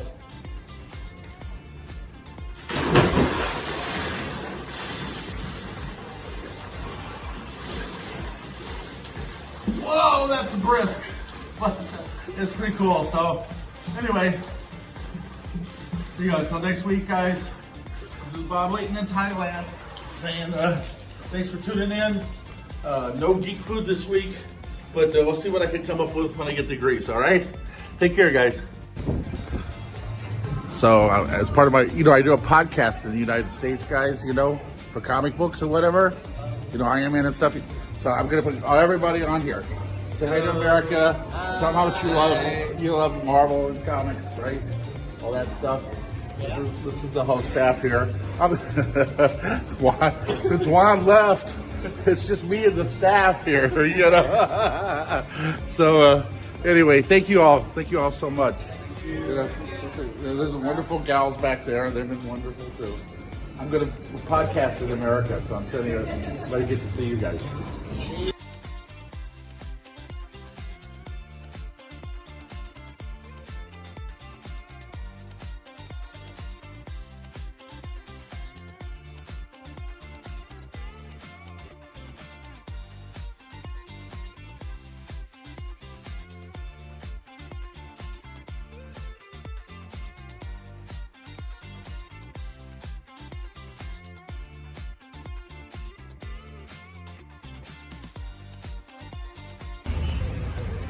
Well, it's not raining. It's Wednesday. Here I am. I'm waiting for my friend Adele to show up. He can't find a parking spot, but check out this place.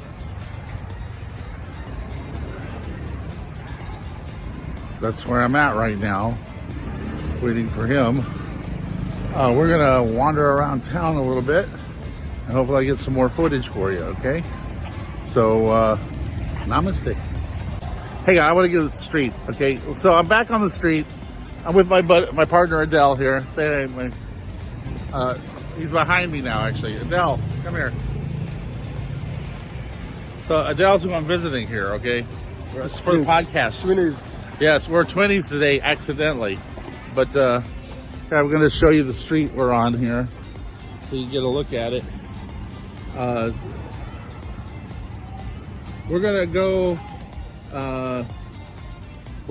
have a little bit of as they say in Korea, or iced coffee or whatever. And so anyway, I'm sorry I'm not going to be live this week, but like I said, I'll be on a plane on my way to Greece when all this happens. So Adele, tell them what you told me. You want me to move here, don't you? You see that? He says they need me here. Anyway, I'm glad I got countries fighting over me anyway. Okay, check out, we got turtle sculpture.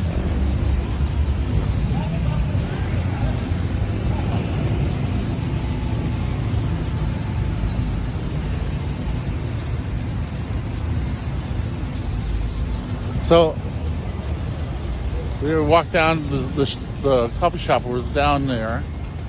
This is apparently all a street fair on Sundays. This entire street is blocked off, and they have vendors and music and all kinds of great stuff. So here we are. Do you even know the name of this place? I don't either. But check this out. How beautiful this is. This place is amazing. I just wanted to stretch out on here. How's that?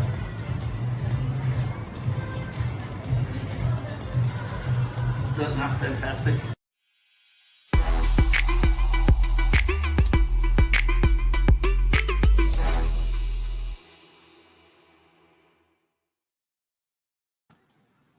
Hey, Mr. Snork, how are you doing, man? I'm good, man. How are you? Cannot complain at all. All right. Bob Layton, he's just having too much fun, traveling the world, I think the fun is what riling up, matters. nations and all that kind of stuff. But, we're going to miss Joey for for like a month, I guess. Joey was the guy at Dyson Games, or what I think was the name of that place. But, Bob just said, fuck it, Phuket, and left for Greece. Okay, Marcus. Yes. Anyway, I've been having fun watching whatever the heck Bob's up to. It's been entertaining. It gives me the opportunity to run to the bathroom or grab another Zevia. There you go. I still have not heard back from Zevia yet. I may have to go out and buy my own Zevia. Come on, I should have told them about OAX and just said, we're going to give out swag bags. Brought to you by. Exactly. I know. I'm going to email them back. Somebody, maybe it went in their spam. I'll just be a pest with them and try to get them to turn it around. Give me some hats. Give me some T-shirts. Did you see those T-shirts I got? Yeah, they need a pitch man. Yeah, I agree. I agree. I would be perfect for that. I mean, come on. I'm able to say I dumped Coke for Zevia and Right. lost 12 pounds in less than 2 weeks. Mm-hmm. I mean, that's a testimonial right there. Absolutely. Yeah. I've been experimenting with the close-up camera. I like it like this better. It's just, yeah. Okay. I'm glad you agree, right? I feel less looming. Yeah, me too. I'm Me like, too. I did it earlier when I did that. I had Ken and Bill and Joe Staten on and stuff. But yeah, no, this is more comfortable. Nobody needs to be able to count all the gray hairs and my chin and stuff on their large screen TV. nobody could count on all mine.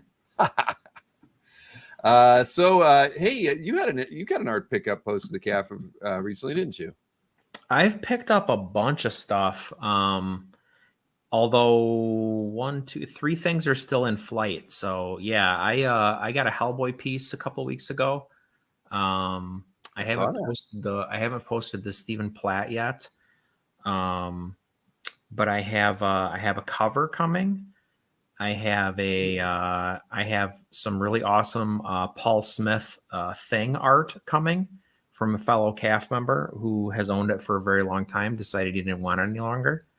And a lot of my friends, I can't say Facebook friends because I'm not on Facebook, but my friends on Facebook let me know that he was trying to move it. So I made a deal through CAF. I went around Facebook and through CAF.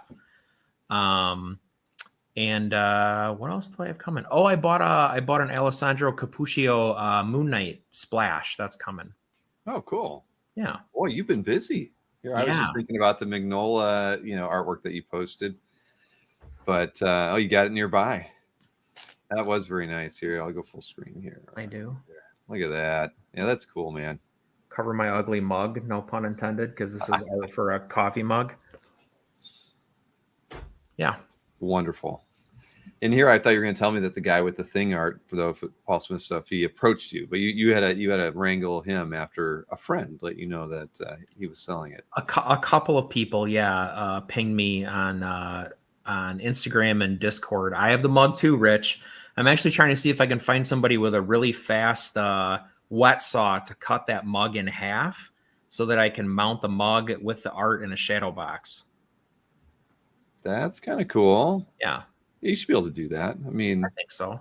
Yeah. Huh. No, well, that'll be something you have to share with us when it all comes together. If I can make that happen, I will certainly post photos of the final product. What did Matt just say? I never noticed that Snork Lakes. Because I said a bunch of stuff. A bunch of stuff. All right. Oh man. So a plethora of art. Is that preferable, Matt? Yes, it is. Man, I don't. Well, I got a lot. I guess I don't have anything to show other than that Nolan. I do have another piece of art coming from Anthony, but everybody saw that. I picked up one of those Thorn color pieces. Pencil and color combo pieces. Yeah. So yeah, those were too hard to. I don't know. I've always wanted a Red Sonja page by Frank Thorne. I mean, because he has like kind of that. His style isn't like Kubert, but his markings have a very Kubert sort of feel. For sure. And I've always liked his stuff, and I've just haven't been able to pull the trigger on a Red Sonja page. So getting his pencils, I'm happy. Yeah, just getting that, which is pretty cool. It's an amazing example. Yeah, exactly. And I mean, I don't think the Red Sonja pieces are going to go through the roof. Where if maybe you might see one for like decent, like they sell for around like $2,500. Yeah, but I've actually seen one not that long ago for like $1,800 or $1,900. Okay. Yeah, so they're out there. I mean, I just have to find the right one. Yeah, they're gettable. Yeah. So here, let's see. I don't have my list in front of me anymore, but we don't have to do the EXP tonight because they are not having a show tomorrow. Nick is taking the night off because of Baltimore. For Nick. Yeah, that's what I kind of like at 5:00. I shot an email over to them. I'm like, I haven't gotten my video yet. Where is it? And then nobody replied. And about a half hour later, I realized, I bet they're all at Baltimore. So I texted him, and he was like, "Yeah, we're taking the night off." That's cool. Yeah, so we can look at my heritage picks, man. That's why I'm burned out. 6 shows in 7 days, and then doing a show earlier today, I was pretty wiped out. I ate dinner at 5:30, and I looked at Maureen, and I'm like, I'm laying down for a half hour. So I took a power nap at 6 p.m. Oh, so man. I could make it to the show. Did you get the nap hangover? What's that? So there's A this nap hangover. Yeah, there's this phenomenon that like I have, and I've talked to other people who have it too. You get like really tired and you're like, I got to take a nap. Like I just have to. And you lay down and you sleep hard for half an hour and you wake up and you're like, like your head hurts and your back hurts. And you're like, why did I do that? I should have just stayed awake. I have managed to avoid that. That's good. But that's all I need usually is a half hour. But usually I don't do it at 6 p.m. But I couldn't do it. I was not going to be able to stay up and make it to this show and be coherent. And all right, so hey, let's look at some stuff here because this first piece is something that well, it's not the same artworks from the title that you picked, but the same artist and basically the same reason the artist was associated with this piece here. So you get an Al Williamson Blade Runner #1 page. And it's only at 1150 right now. I mean, it's so it's not like it's not the most cool moments in the story, but still, I mean, what do you get? He's in 3. Lots of nice shots of Deckard, yeah, four panels here. I mean, I love this. That's let me go back here. I don't know. I like it. I mean, come on. These don't come up that often, and there's always like a dozen collectors that really, really, really want. I really want a page from this book too.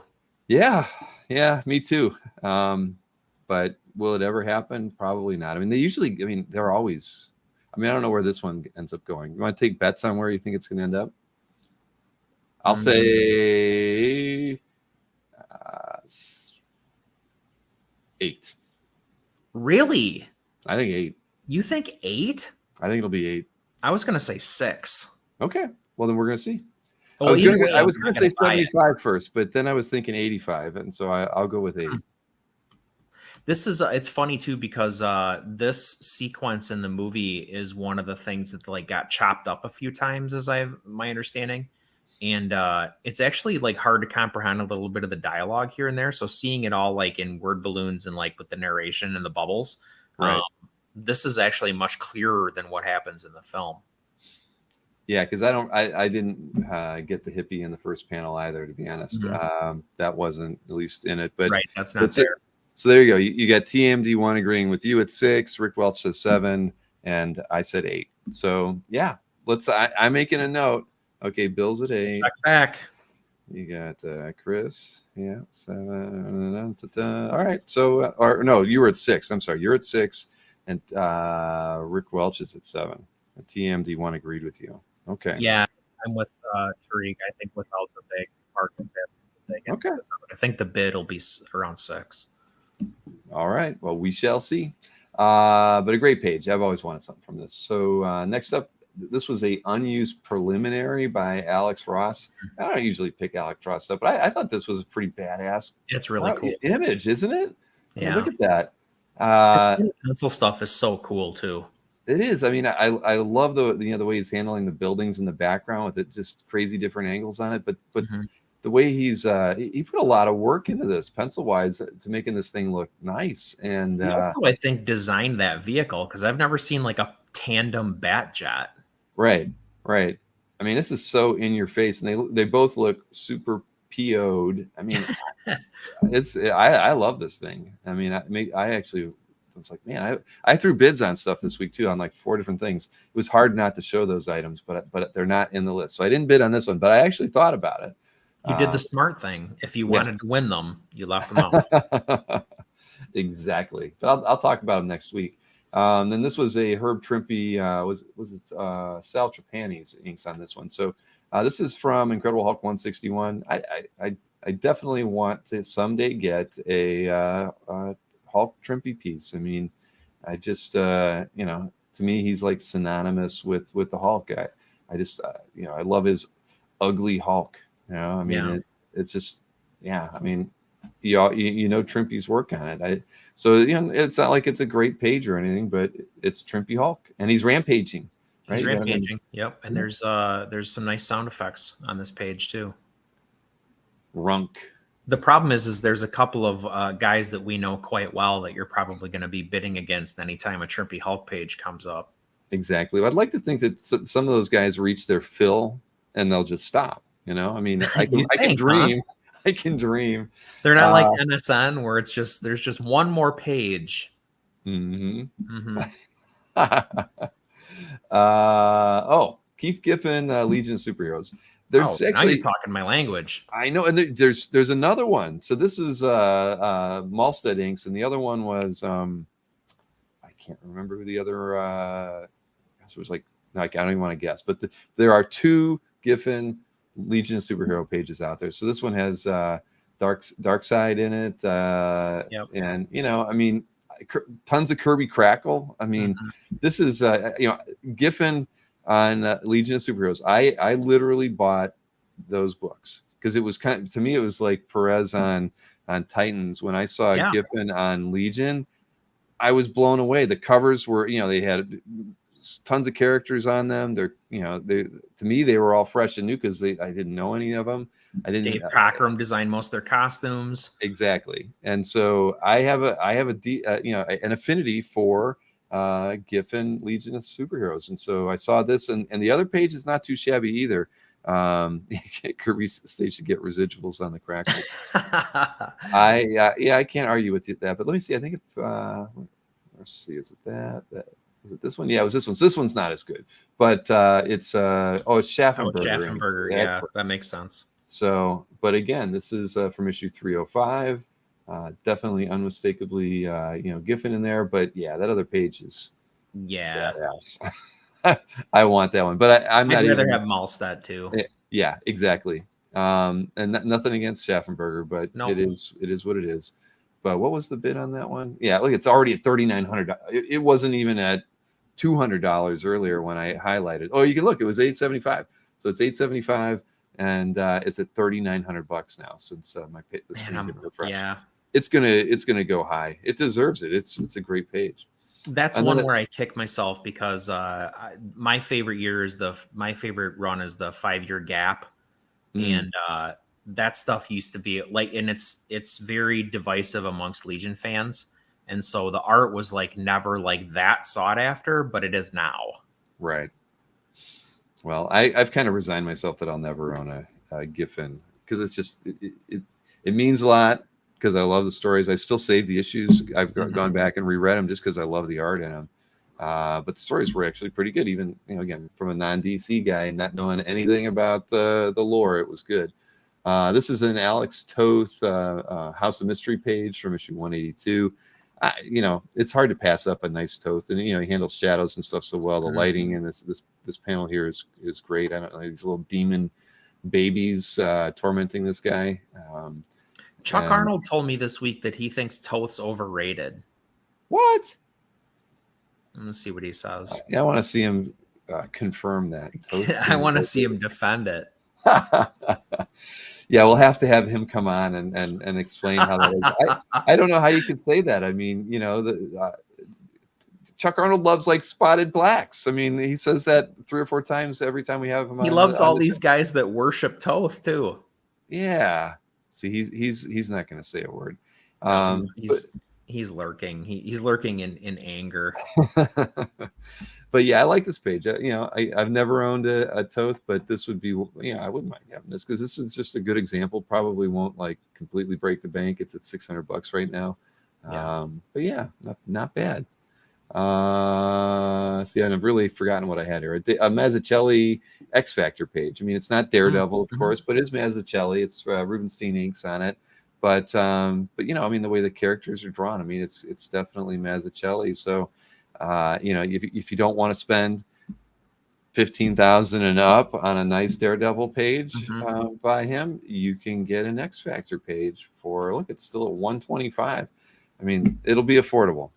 I always thought that book was like he owed a favor to an editor at Marvel or something. I was like, why is he on this book? Right. But yeah, nope, I agree. Here, see, Matt had a good comment about Toth. It speaks to the strength of the House of Mystery roster with rights included. Soydam that Toth could be considered overrated. Yeah. Yes, indeed. Yep. And see, Chuck, he's taking a powder on this one. Let's see here. A couple more. This is such a crazy page. I wanted to bid on it just because I've never seen anything quite like it. Steve Lytle, Jimmy Palmiotti. It's some Excalibur special. It was like 0 issue, 0 page. Looks like 47. But look at no panels on this thing. This is like the craziest page I've ever seen. Is the background all flashbacks? I think so. It looks like it because of the costumes and stuff. Yeah. I mean, That's but cool. look at that. I mean, isn't this wild? Mm-hmm. I think I still might go back and put a bid on it. I think it's cool. I've always loved Lytle's work.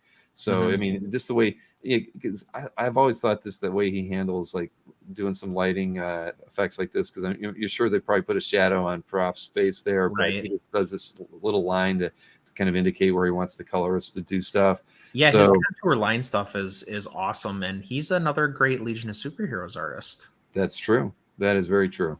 But yeah, I mean, look at this thing. This is just such a wild page. I am going to bid on this one. Sorry, everybody. I mean, I won't get it, but I'm going to You make get a little bit of everything there. You got like Deathbird and Jean in her original costume, and yeah. Yep. Now I'm setting this one aside. All right, I'm pulling this tab and setting it over here so I can put a bid on it later. And then I'm ending with 2 DPSs here. I've got a Butch Guice Action Comics DPS with the lengthy hair Superman on it too. Mhm. I don't know. I thought it was cool. It's a DPS. It's a title I mean, it's not a bad looking page all around. I mean, I'm not a Superman fan, but I like the pose and The pose and the angle are both cool. Yeah, very very interesting. Again, a DPS title page. That's not something you get too often. Very true. Let's see, guys. What was it? Oh, Rotor Inks. Okay. So so I like that one. And then we had Reinhold on about a month ago. I always love Bill's stuff. And this is a Prowler issue 4 DPS. And I like the composition on the page. I'll zoom back just a tiny bit. And really, because with the action lines in it, it makes me feel like the city's all like a kilter. But when I refocus on it, it's like, now the perspective on everything is right on. It's just the way he's drawn, like, because this, I think, is a version of the Vulture or something. So the way he's drawn. Oh, yeah. Okay. Yeah. It just kind of makes it really at first made me feel like he was drawing the city in some funky curved, feeling. But no, I mean, that's all I like the page. I thought it was pretty nice. It's only at $4, everybody. It's a little bit like Brayfogle-y. Yeah, that's true. Is it all his inks on this one? It must be, because it doesn't mention an inker. Yeah, must be all. I mean, him. if anybody's going to ink themselves, it ought to be Bill Reinhold. Very true. Yeah, he was fun. That interview I did with him, I really enjoyed. I wouldn't mind having him back on. He's a cool guy. He I think he must be local because he comes up to like Madison stuff once in a while. He'll come up like if a new shop opens or if they have like a free comic book day or whatever. I think he might live close. He's definitely in that area because he went to Cleveland shows, small ones, when I was there. So he's got to be somewhere between you and Cleveland. Yeah, he's a super nice guy in person. Agreed. So let me go ahead and remove that. So there you have it. Those are my picks. We don't need to do the EXP tonight because there will be no EXP tomorrow. Those of you who aren't going to Baltimore, you get the night off. You can relax, chill, or maybe rewind a show with Nick, one of his earlier There ones. you go. And it'll feel like you're getting to hang out with him. Re-XP. Oh, yeah. Well, if I know Nick, he's having a really nice dinner tonight with friends. He's becoming a little bit famous for it. I know. Well, that's what I heard. I don't follow him on Instagram, but I hear he posts a lot of great meal photographs. He does. All right. So, I mean, ironically, the first piece here, let me go highlight this for you. Oh, wait a minute. Why am I doing this now? I got to give my spiels, don't I? Shoot, man. I'm like, update. I'm trying to race through stuff. Well, there I've teased the artwork already. There's a Star Wars piece. Doggone it. All right. I'm sorry, everybody. I guess it's that anxious wanting to get done early tonight. So, but I can run through these pretty quick. Dealers from the week before. This is the 28th through the 3rd. is the week that this was from. Dealers had believe it or not, they literally it was like $400 off from the week before. It was 282,000 versus 281 from the time before that. Wow. Ramita Man had 100,000 in sales. Anthony had 80,000 in sales because he did the make offer show. Albert had about 40, and Splash Page did almost 42. That's weird. And then Felix had 14. So the top 6 dealer sales from last week. Let's go ahead and take a look at those. Let's see. We got the Wallywood Daredevil from issue 5. Berkey sold this one for the asking price of $40,000. So pretty slick. Very cool. There's not enough of these pages out there. An Evil Matador. Then this next page, I would have loved to have gotten this one. Albert Moy sold this one. X-Men issue 59, Neil Adams, Tom Palmer, classic page. I mean, you get the great Adams layout on there, and again, $25,000 asking price on that one. This was sold by Berkey, a cover recreation by Jack Kirby. I think he actually showed this one on Dueling Dealers, but he sold it out on the website for $22,000. Then Barry Windsor Smith and Dan Adkins on this Marvel Premiere page from 1972. Berkey sold this one for the price of $12,500, and that thing is gorgeous. Then we saw this one sell with Anthony on his make offer show. That was the Alex Ross infamous Iron Man 11 painted cover. The price on that one was $12,500. And then finally, a Kirby Royer Fighting Forces title page, right? And this one was sold by Berkey for $8,000. That's a pretty nice page too. That's a really cool page. Yeah. I like that guy's pipe hanging out. I like, I mean, I don't know. It's funny that there's so much great art in the war books, right? When you think of Kubert and Kirby, I mean, they did some phenomenal stuff. And all those EC guys too. That very, very true. All right. Auction results. Decent week, 504,000. There was I don't know how I missed these. But there was a Archie specialty auction that went on last week and netted like $225,000. So the overall total sales for the week were 504,000 between eBay, Heritage Weekly, and this Archie specialty auction that we won't look at, but they actually had a cover that sold for $24,000 to Madhouse issue 1, which is a really nice cover for those of you who, if you know it, you know it. But we're not going to look at those. We're going to look at just the top 3 eBay and top 3 Heritage Weekly.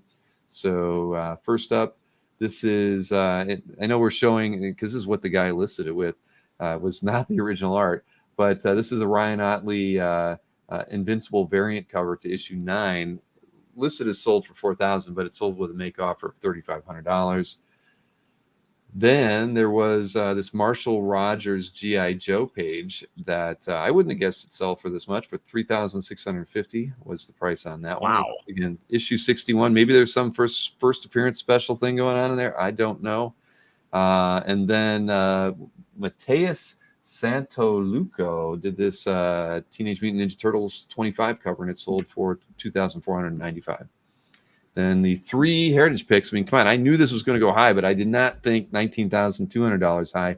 But a great Miller McLeod had the thing in it. They're trying to play cards. Great page. I picked this one too, the Chido Alien Worlds #1 cover. I don't want Marcus yelling at me. This one sold for, again, more than I would have thought, $14,400. And I didn't pick this one because Buscema Conan, they're all good, right? But this one, I probably should have picked it. Splash title page from issue 30 went for $11,100. So all bangers in Heritage. Not a bad price on that Conan page. I feel like. No, I don't think Ernie Chan is like the most. I don't know. I mean, he's good, but he's probably one of the ones that people might not, seek out to have his inks on it. But still a great page. I mean, regardless. But the Miller McLeod, I did not see that one hitting 19. I was thinking like 12 and a half, right? I mean, I would have said 11. Yeah. Right. Because you only had the characters in the first 3 panels, right? When he gets Wonder Man to take the glasses off. And then it's like a semi truck with poor perspective. Poor perspective. Right. That's right. That's what we talked about. but still, that just shows you, stuff like that doesn't come up that often. So two guys really wanted it, and hey, how often do you get a poker game almost underway where Nick Fury's hitting on Ms. Marvel too, So, anyway, all right. So now I got that stuff out of the way. Now we can do the picks. All right.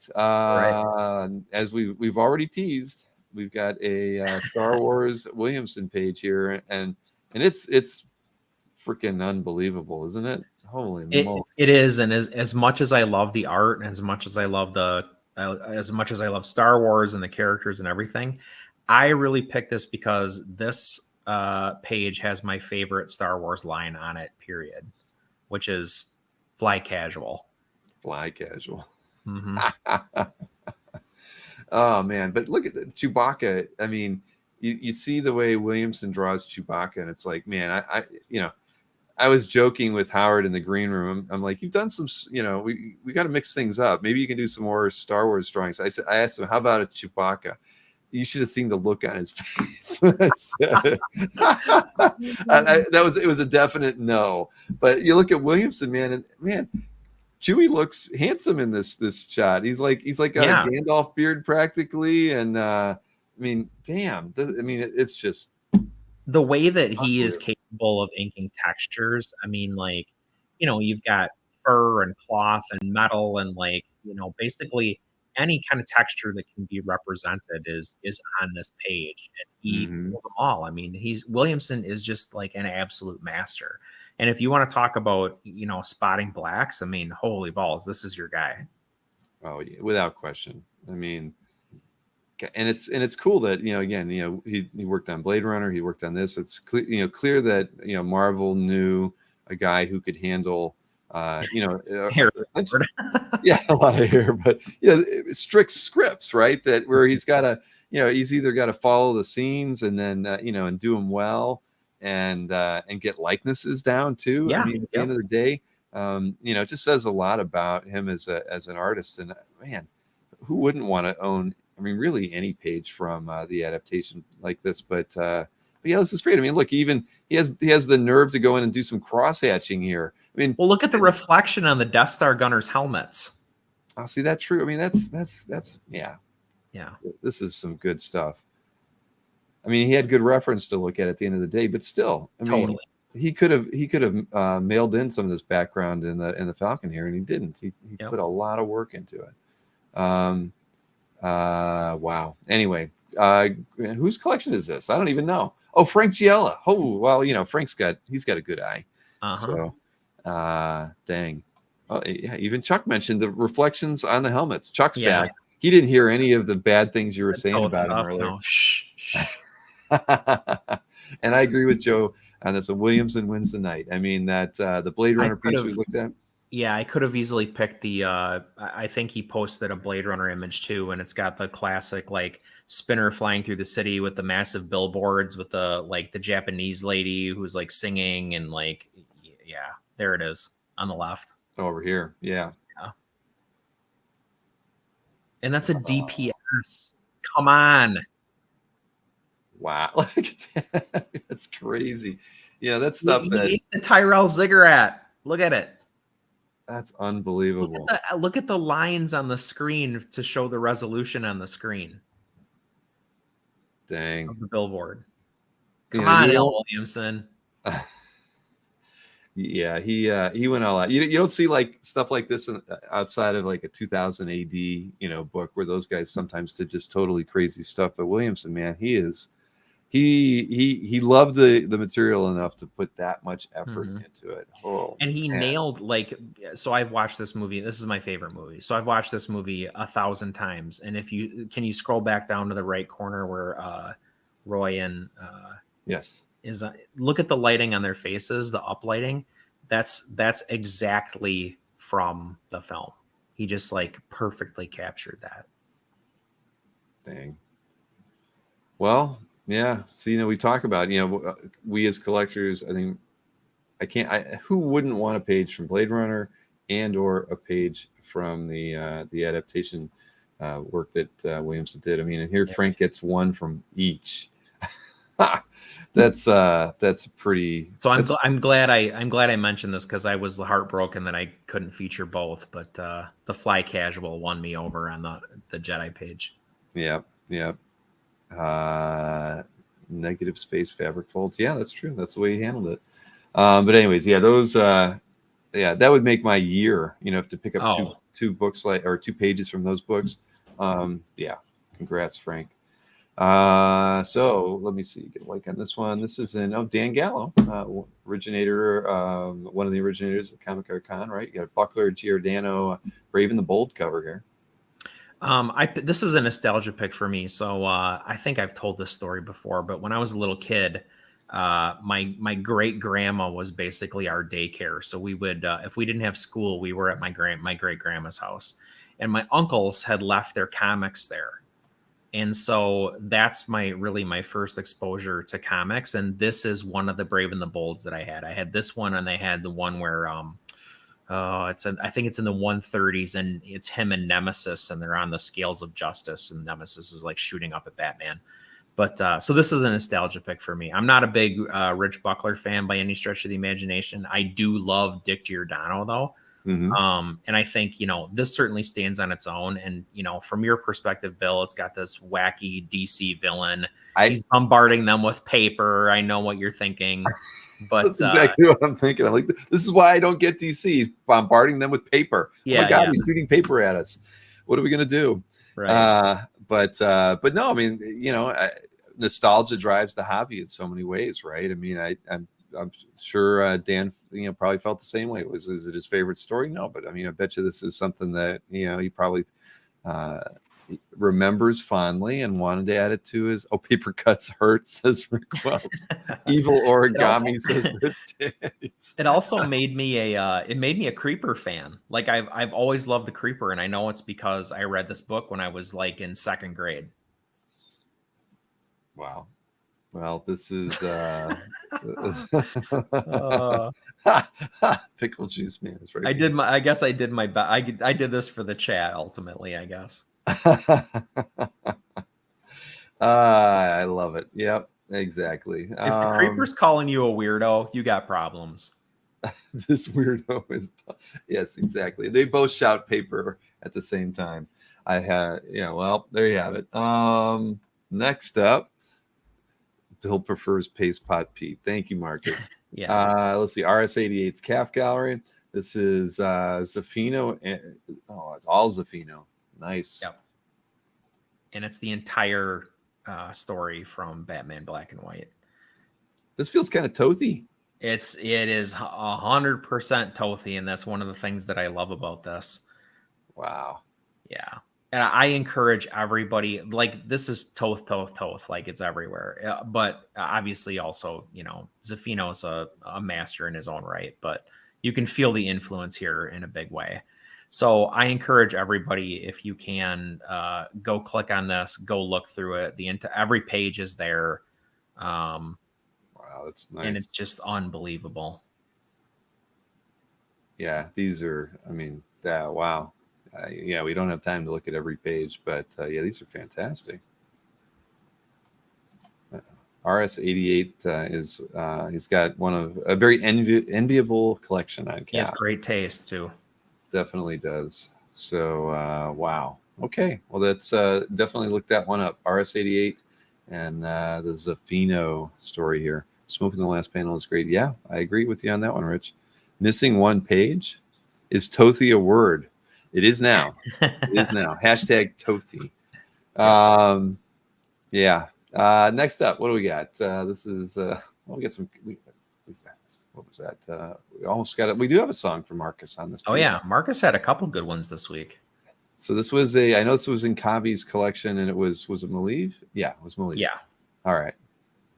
So illustration art, or I guess you could arguably say this is even like licensing art. It was used for a poster by a comic artist. We all know and love Alex Maleev, but I just thought this was such a cool composition. Like the concept for the piece is so good. Like with the tire tracks going through that kind of like setting sun-ish, like that motif in the back. Mm-hmm. it's just an exciting image in spite of it being like a static object. Like a car is just a thing, right? We're not looking at two people like duking it out or whatever.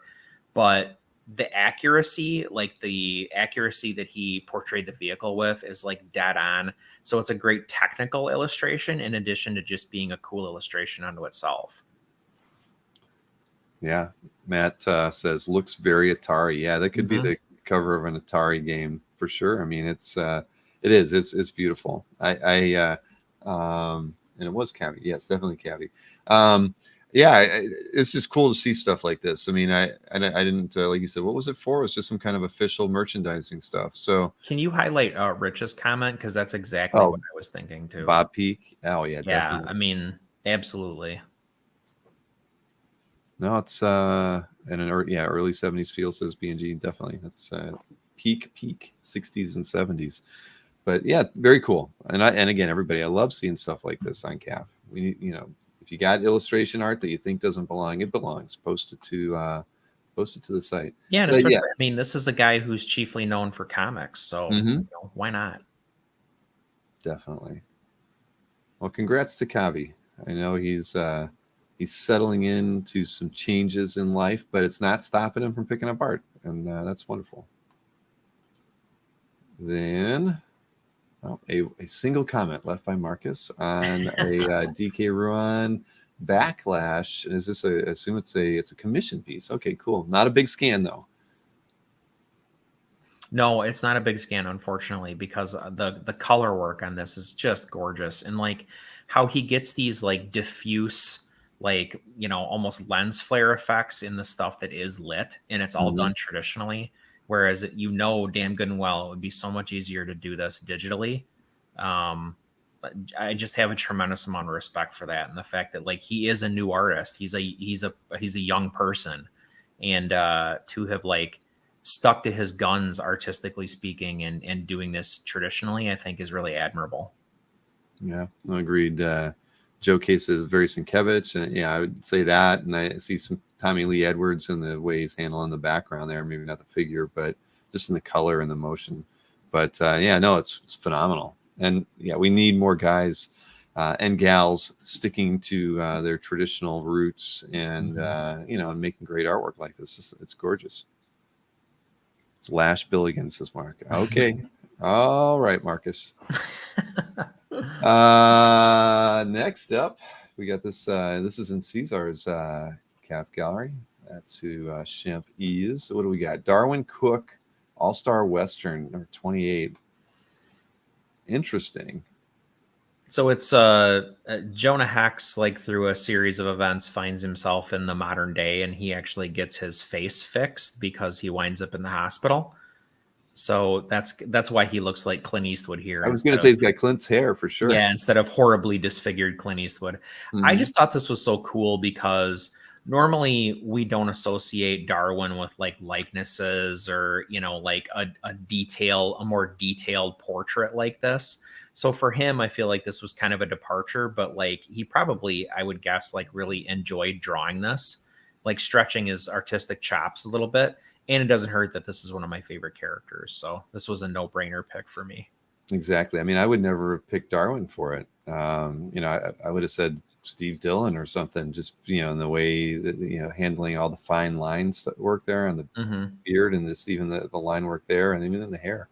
But very cool. I mean, that's just, Look nice all that pickups, chest Caesar. hair he had to ink. Holy mackerel. Yeah. They didn't need to fix that apparently, or the scar on his shoulder, but they did fix his mug. That's a good point. Rich Danny's, it does look a little like Boland. Oh yeah. Those forehead wrinkles, now that I'm looking at them in particular, Bolandy. That's interesting. Yeah. No, you're absolutely right, Rich. More Boland than Dylan. But yeah, great pickup, Caesar. You're doing pretty good. Get some good stuff here, man. Let's see. Next up, we got some Anthony T's CAF. Oh, I saw that. This is a pretty slick piece. Put the like on there. So, tell me why you picked this one. So I poured over this for a long time because I thought I initially understood what I was looking at, and then I realized that I didn't. And once I realized what I was looking at, I was like flabbergasted by the concept of this drawing. Well, I'm gonna have to stare at it a while myself, I think, to figure out what the heck is going on here. I mean, it looks like it must be his reflection and whatever that. Right. So like the contents of his office basically are like out a window or off of a rooftop. So you see his like his cane, his briefcase, his coffee, his shoes, whatever. Like he's dressed as Daredevil. So all of like his Matt Murdock stuff is like going out the window essentially. And he's being reflected in that in the glasses. Oh, see, I couldn't tell those were glasses. How Now I can't- insane is that idea? Right, because you're actually seeing through it a little bit too. So yeah, Right. wow, that's insane. Also, this is not a cover. This is like a commission. Wow. Anthony T picked up that's crazy. Look at the nose pads and the little bridge between the lenses. Like once you realize what you're looking at, this is mind-boggling. That is wow. I wonder what Anthony thought when he got it. I mean, you can definitely say that you've never seen anything quite like this before. Right. Huh. That's, I mean, hey, I would, I'd take it and be happy because, I mean, again, you're definitely got this. This should be a cover. It should be a splash page in a book, or the title page for a Daredevil story, Right. as the lead in. Because Just I mean, amazing. just the idea of like because again, characters fall from skyscrapers out of the sky all the time, and we see them in different poses, bouncing off the side of buildings or whatever. We've never seen them reflected in the glasses of their alter ego. So yeah, this is freaking awesome. I love the thought involved in it. I mean, wow. That's what I'm saying. How do you even like conceptualize this? Like the fact that he came up with the idea for this illustration is maybe the coolest thing about it. Yeah. And it is briefcase open, papers falling out. And Nick Barucci's taking a break from his busy Baltimore schedule to pop in, and right when Daredevil's on screen. So you are right, Nick. Perfect timing.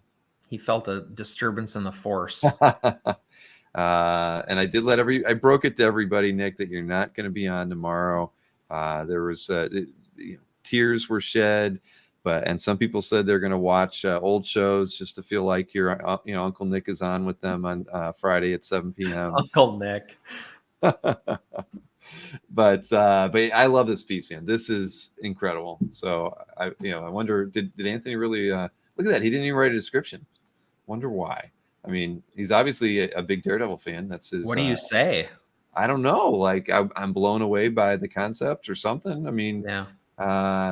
Well, at any rate, it's a beauty, and it deserves a fair number of comments. Look, well, Casper's got his comment on there. Amazing piece.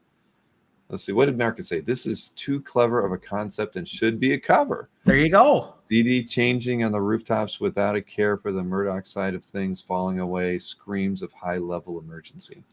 Absolutely. Yeah. Oh, great. I love this piece. Now, this is in Brian G's calf. This is Leandro Fernandez. Old Guard page. These are all really, really nice. Wow. The sound effects on this thing and the layout is unbelievable. Yeah, down to that for all the sound effects. I mean, that is an absolutely batshit number of sound effects, and I love it. Yeah. This is like something you'd see in an old war comic or something, right? Yeah. But I mean, look at these panels; are great. The silhouettes in those first, those two panels at the top. That the figure, whatever her cleaver thing was. I mean, that's a beheading. Axe, beheading that guy. Woo! That is awesome. Wow. And you get the point of view. There's so much going on here. I miss that first panel technically, where it's the field. Down the rifle barrel. Down the rifle barrel. Right, exactly. I almost didn't. I don't even see it. I'm so focused on the four other images and the words. Whew, that is fantastic. Mm-hmm. Killer DPS. Dang. And Fernandez, I don't think we've ever talked about on the show, so that was a bonus. I can't think of a time that we've talked about it. Wait, is that what the? Yes, exactly, Yes. Ron. Yeah, it was comic first. So, and I've actually never read the comic, but I've seen a lot of the art from it, and I think it's still out there, right? Isn't Leandro repped by Mark from Splash Page, or am I wrong? You might be right about that. Yeah, Because I feel like he does. Because I think there might be some pages still available over there. I think. You're right. But yeah, that's a beautiful DPS right there. And then Dan Gallo gets a twofer from Chris this week, and deservedly so. I couldn't help it. I probably would have picked this one myself, but I mean, again, when you get a classic image from Perez like this, all the freaking details in the buildings and the characters and the perspective. He's packing in all those characters: Deathstroke, Nightwing, Rob. I mean, like, there's Titans on this page. Cobra's there, classic Titans villain. Peacemaker's there for some reason. I don't remember reading this book. I'm sure I did, though, because Showcase was one of the titles I was picking up regularly at the time. It's just so good. Katana's on this page. Yeah, so you've got like Suicide Squad and the Titans and Justice Leaguers and Deathstroke. Yeah, it's just like a DC bonanza. And not to mention, last but not least, it's perfectly illustrated by Perez. Yeah, without question. I mean, he and a Marvel board, just like Marcus mentioned, but or no, a Marvel fan mentioned. Yeah, I wasn't even looking. I just figured it had to be Marcus pointing that out. But yeah, this is like everything you love about Perez. Right. And it's funny, I mean, he did so much by, even with characters drawn so small on the page, that's the thing that the beauty of his approach was that he wasn't afraid to it didn't feel the need to always throw like a big character in your face. I mean, he loved telling these bigger, broader stories with stuff. And gosh, yeah, this is it's gorgeous. And they're also dialed in. Like, everybody is so perfectly, meticulously rendered in spite of the size. Yeah.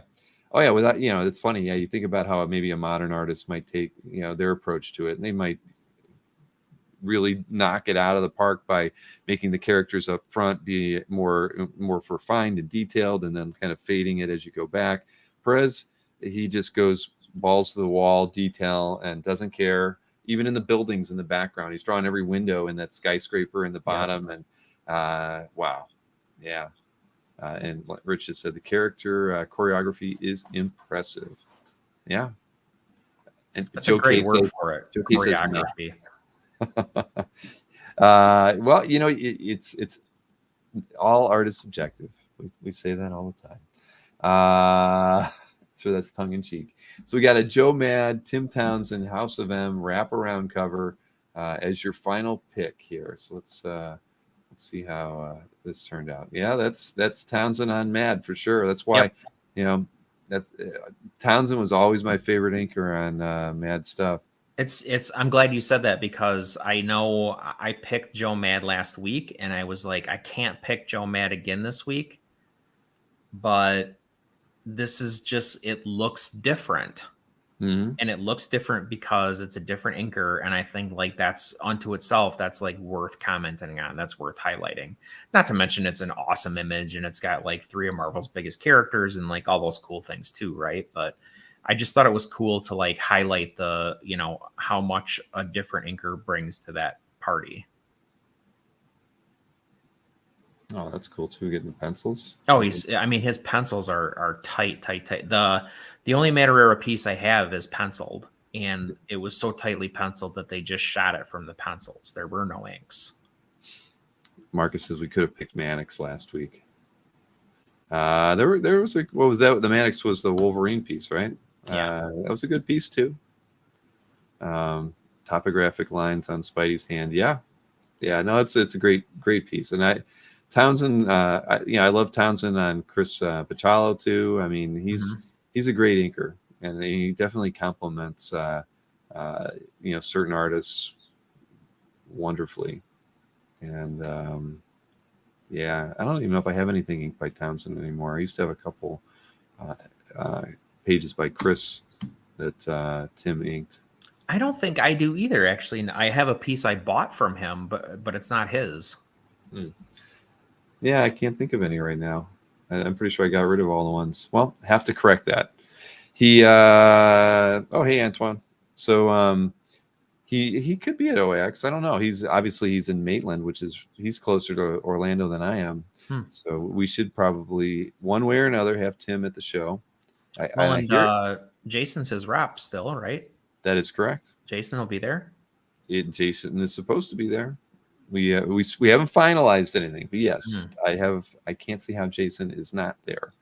So Marvel fan says we passed the 2 hour mark. Good, might as well go for 3. No, we're not.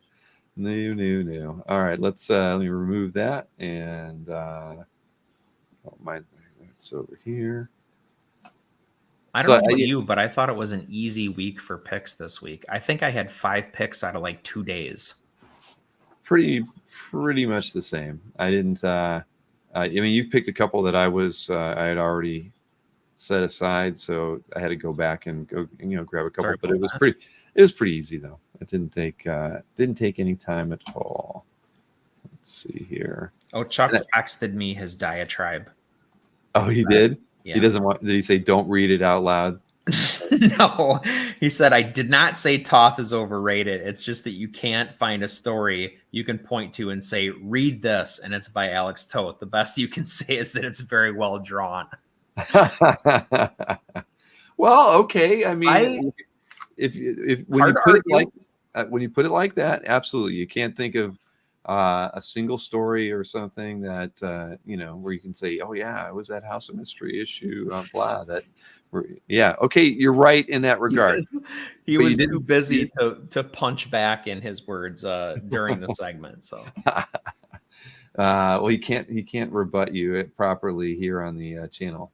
But here, let me go ahead and get my fix up here. So first up, this is a Dino piece. Dino always gets like great pieces, and this was kind of cool. It's a mix, at least as he was writing it in the description.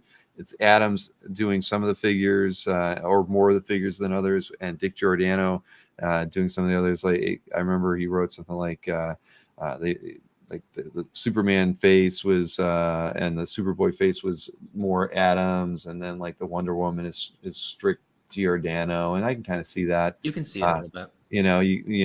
And so that's kind of cool. And I don't know, Dino gets the good stuff. And Dino put a nice photograph of himself holding the art. Let's see, that was from, where was that?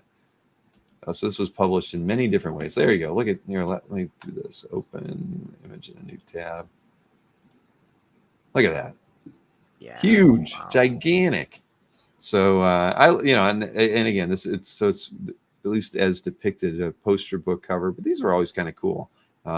This is the days when Justice League is on as a cartoon on TV, and I mean, right. I didn't I watched it. I mean, because it was like it was cool to at least have superheroes on TV. So this kind of artwork was prevalent in lots of stuff that you were seeing when you were going down to the drugstore to buy your comics or the 7-Eleven to get a Slurpee or whatever. So no, this stuff is pure nostalgia, and again, you look at it, Adams, Giordano. I mean, they ran continuity. But both were, at continuity, they did a lot of merchandising related artwork. So they were really good at, putting together their compositions that sold things. And so, you just back and forth between doing ad work and merchandising stuff to comics. I mean, they were great, just professionals in every way. I was just going to say basically the same thing. Super Friends was like my childhood essentially. So yeah, this image hits me right where I live. I love it. Yeah. Well, congrats to Dino. Big smile on his face. Deservedly so. Then I picked this one, I don't know. No brainer. Yeah. I mean, it's a late run, Miller Jansen. So it's more Jansen than Miller. But again, I mean, Jansen was doing wonderful things even when he was the primary artist on the book, and so this is a page that's mostly by him. But I love the folds in the ninjas costumes, so just the heavy blacks on those. I love the use of I'm assuming that's zip in the bottom, and this wasn't duo shade. Yeah, it's all zip in the bottom. Just cool storytelling techniques that in some ways were classic, but I love this, the way they handled, just the blackness in rooms. You could have just like done straight black and let the characters pop, but so often they did stuff like that, just this hatch work to let they were in a dark room, and it works well. You can do some impact with it too. Like you can have the action lines like coming out from the kick or from the sword clash. Yeah. Yep. Office. There should be a sound effect here. Yeah. Well, he got kicked right in the jaw. There should be something.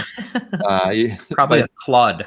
But yeah, these are awesome. I mean, and again, these relatively tight horizontal panels, and you just put all the action in there. These are really, really, really nicely done. So it takes me back to reading these things, because I loved Miller's Daredevil run, and the whole Elektra saga stuff was just, I remember it, as a youngin, tearing up numerous times through the readings of these stories because they were just so good. So BNG says Miller influenced by Toth as well. Yeah, definitely. Lots of people were influenced by Toth. So good one there. And I didn't check. Oh, David E. Miller. Congrats on that. This one, this was is the Comic Park Boston. Yeah, I picked it just because it's a classic 9-panel layout that with Kirby Sinnott inks from FF, and actually I don't think this one. Now that I'm looking at it, this came up in my list of comments, and I think this is an older piece too on CAF. But hey, I picked it anyway. So and it's got the thing on it. It sure does. A couple times. Yeah. So I don't know. Whenever I always talk a lot about the 4-panel layouts, right, and the 6-panel layouts, and then we get a 9-panel layout with Kirby Sinnott. I just thought this was awesome. But yeah, it is actually an earlier piece, so I didn't get this one from the last week. Everybody. I think he's pasting the Submariner there in panel 8 too, so that's gets extra points. Oh yeah, heck yeah. And this is the 6th panel with the thing barely popping out of the water. At any rate, great page. Kirby Sinnott. Who wouldn't be happy to have this in their collection? Yeah. Loving Hug by Namor. Is that what that is? Yeah. It's Old Fish Face, the Submariner. That's so awesome. 7th panel. This is why Nick Barucci and I can never meet in person. Oh man. So great page, even if it was bought earlier. Then Mark Levy picked up this was in if I'm not mistaken, this was in the May Comic Art Live event. I didn't see this. Yeah, it was in Melchior's in his booth. So and Joseph, he's been bringing, it's like the last 3 Comic Art Lives, he dropped those different Bolland like 2000 AD or whatever these were pieces. Oh no, these were like for, is this one, where does it say? It says 2 decades of comics covers, but wasn't it, what's the name of the shop that I can't think of? Forbidden Planet. Forbidden Planet, thank you. Yeah.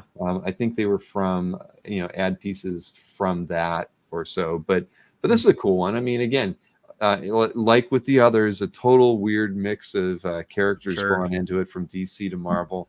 You're never going to get anything like this, and it's Bolland from the 70s. Again, really, really awesome. And I think these. I mean, to say they were affordable. I mean, I think he priced them in like the 11 to 13 range, and I mean that seems really fair. I mean, given the fact that so many of us saw these images, if you were around in the 70s and stuff, and look, it's even got the thing on it. And I didn't. Look at that. Rock. I mean, yeah, there's a lot of my favorites on this. Yeah, this is slick. So congrats to Mark. Mark has a very interesting collection and lots of great stuff in it. So this is a good addition. Really nice addition. Very cool. All right. Mark Schultz. He never does anything wrong. So everything's good. I mean, this looked like it should. Okay, it was a cover from this year. I mean, you think about it. It's like when I first saw it, I do remember reading it was from 2023. But when we first see it, it's like, oh, this could be something vintage from him because his style is so consistent throughout his career. It's so classic. I mean, I, I love the blacks in the wings on her.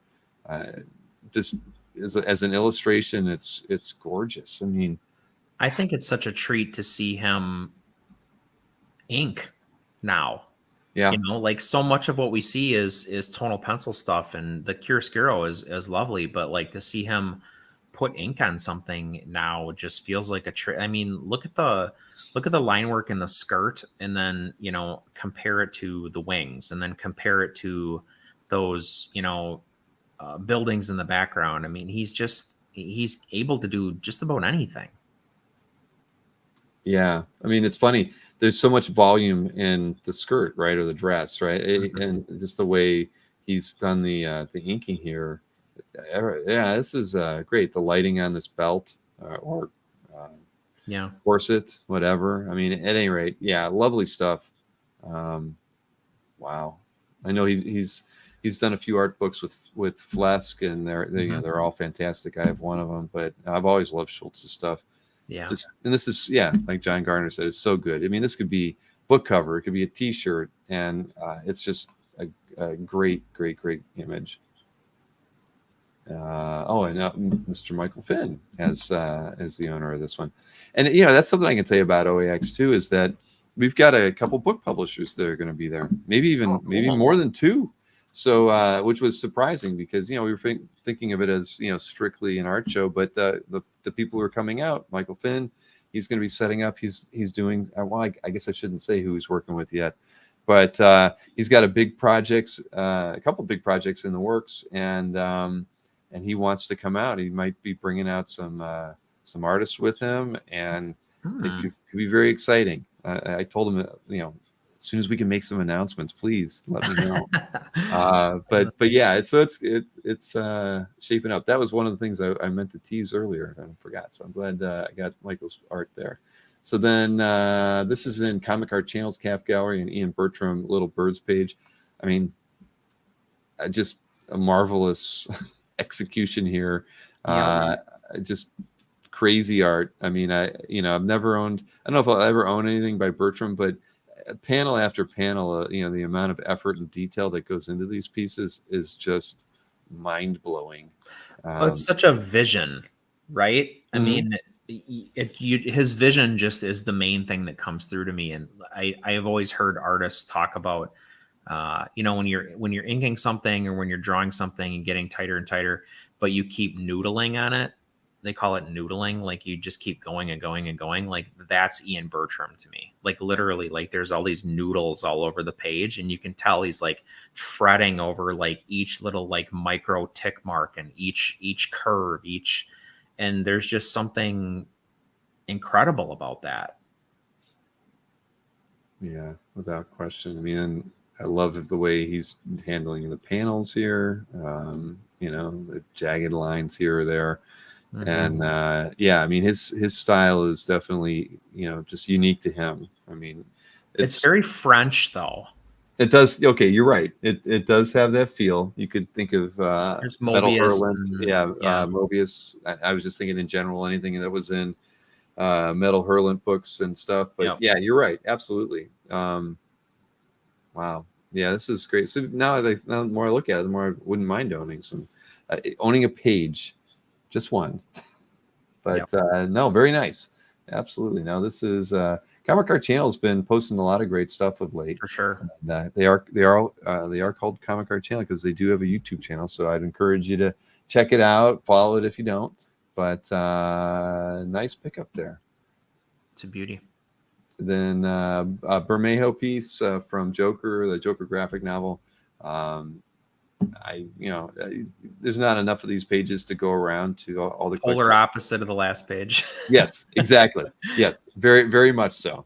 But there was this was very much a noir story, I think, in a lot of ways. Not a lot of Batman in it, but I don't know. I like Lee's stuff, and it's fun. When he was at Como, you got to see he did some traditional con sketches and things there. Yeah. Knowing that he's working traditionally. It was just fun to see that, and then getting to see some of his vintage art, like this piece here. Because I remember when Mark Hay got the artwork from him, we were at New York Comic Con, so I got to see a lot of the originals from the book. it was so cool, and it all went like really fast once they, Right. but yeah, it's just great stuff. I always loved his style, and I used to own a couple pages by him, and I regret not owning them any longer. Bit of a Gulacy feel, yeah. Yeah, it's so cool to me how he like the top two panels versus the next two panels, like where he picks and chooses to wash and where he picks and chooses to be really graphic. Like how does it suit the story? Right here, he's clearly using it to illustrate that like you're looking through a fish tank at a guy who's looking into a fish tank. And like, yeah, why not do that? But wow, like what an awesome effect. Yeah. Yeah, he's just got a way of like layering in his tones, like when he does the ink washes, that's just so unique to him. And you look at his line work down here, and you kind of get where he's coming from. But boy, I can't, as a artist myself who doesn't practice anymore, I can't wrap my head around just the approach that he takes when he does this, because my mind does not work in like a flat, like tonal, small tonal bits to make an overall thing work like this, especially when you're working with just gray tones. So yeah, it's almost like a mosaic. You've got like little chips of gray that are like stacking up on one another in places and not in others, and the opacity changes, and yeah. Mm-hmm. No, Matt says selling his Joker page hurt only a little bit. Really? Never sell them, Matt. Don't ever sell a page. Oh man, but yeah, this is sweet. So it's and it's in Daryl's Bat Cave or Bat Castle. I'm sorry, Got to get that right. It's not a cave; it's a castle. Next up, Frank Miller nude from '73. Anything that, and I said Frank Miller, didn't I say Frank Frazetta? That's why I'm telling you it's a late night and I got to go to bed soon. Frazetta pieces. I mean, we're so used to seeing little squiggly ink pieces, and there's so many pencil pieces out there. I mean, right, those really light, quick watercolors, or this is and different. So anytime you get to see a nice ink piece by Frazetta like this, I mean, you always got to stop and admire it, because there's not enough out there in the wild. And it's funny, the few that you do see selling Heritage, I don't see end up on CAF too often. Yeah, Zevia induced hallucinations, says Marcus. Absolutely, man. I am very, very tired. But yeah, I love his composition. I love the way he draws women. I just think this is a really wonderful. This is something you can see where like guys like Jeff Jones looked at Frazetta and we're inspired. I mean, Jones worked with Image, was so influenced by Frank's vision. And this is it's just a gorgeous piece. It's beautiful. And this is Jeremy Radish. And let's see. Let's hear. I got to get Marcus in here again. Lovingly made by Frazetta to be so full of life and spirit for men to lust over her nude figure. The hair perfectly provides a contrast to her upper torso, while the brush does the job for her lower half. See, why isn't Marcus doing this job? I know. We suggested it. He won't do it. Maybe one day. I'm not half as eloquent. Everybody, I'm telling you, the Zevia does wonders. It really does, but it's barely keeping me going here. This is in Tom Coker's CAF, Robert Crumb. I love Crumb stuff. Every time I stumble on his stuff on Google searches, when I'm on CAF, when I'm looking through archive stuff on Heritage. I'd love to own something by Robert Crumb, especially a self-portrait of some kind. I mean, he's, I look at him and he's such a unique style. But you look at the Bertram piece, there's artists, whether they're influenced by him or not, or they know it. I mean, Crumb is one hell of an illustrator. And it's so funny because you look at the man, you look at photographs of him, and you think, how does this guy so have such a strong intellect for illustration? He just looks so disheveled and like he couldn't. How can he think to draw in such marvelous ways? But he's a genius. He's an absolute freaking genius, and he is a natural. Right. I mean, he's a guy who probably just always drew like this, and Mhm. you know, the style's still there. I just, yeah, I mean, I would love to own this. I mean, I can't buy a napkin artwork, you know, like Berkey's Yeah. had those. I just can't do it. But I'd be happy with literally just, you know, just give me a mug shot of him doing a self portrait, and I'd be happy. I mean, Yeah. I'd pay a couple $1,000s just to get that, even if it was like an inch tall. I'd be like, there you go. I'm happy. Okay, check the box. Yes, exactly. Yep. But anyways, congrats to Coker on getting this one. It's awesome. And it doesn't, let's see, did he make a note? How tall is it? No. So it probably wasn't even a really big drawing either. Yeah. Let's see here. A thimble size, yes. So this one, Frank Robbins human fly page. I mean, I don't know. Yeah, I actually bought these. I thought they were always kind of cool, but I thought they were cool because the action in them. It was always like you were looking at an acrobat in the way they handled the figure work on, Sure, on, yep. on here. And so when I came to this page, it just reminded me of that. You know, you could say it's like Spider-Man or whatever, but it wasn't. And so you know, and Robbins is definitely not somebody that we talk about too often, but he did a really good job on these books. I mean, look at him; he's on some rocket skateboard and stuff, but it's just cool. I mean, I don't know. I like this page. There's a good lot. storytelling here for sure. And it's funny, Stephen Davich. If you go through Steve's calf gallery, he and I are probably very close in age, and but he goes after the funky stuff, the spider car page, right, or Right. whatever. And so here he's got human fly on a rocket skateboard, and I know it was the rocket skateboard that sold him on this page. So you really got to go check out Steve's calf, and just you'll get a feel for the guy. He's got a great sense of humor. He's you know, if you're friends with him on Facebook, I know you're not on Facebook, Chris. He and his young son, who's probably 8 or 9, they just have you know, it's a wonderful father-son duo. Remember, he was the one when we did the interview with him that he made copies of artwork, and so his Yeah. was went with he and his son coloring in the pages. Okay. Yeah. Steve just he's just a really fun guy, fun spirit, and I love his taste in art because it's very eclectic. And he's got a good eye, That's but cool. he's got a good eye for funky stories, and this is one of them. Hey. And thank you, Sean, for mentioning Invaders by Frank Robbins. Absolutely. When you think of Frank, Invaders is always For going me, to be yeah, for number sure. one. Let's see. Oh, so It's the reason I like Union Jack so much. there you go. That, There you go. you know, Whatever happened to White Tiger, says Dan Lawless. I always thought he was kind of cool. I don't I know. think he is a she now. He is. So that happens a lot in comics these days. But do. hey, Dan, I got your email today. I guess I could say congratulations in its own way. I will reply to you. Probably not tonight because I'm a little bit tired, but I'll shoot you an email tomorrow. But hey, so there's my picks. And Nice picks. yeah, likewise to you, Chris. I think we had a good set here. It was a good week.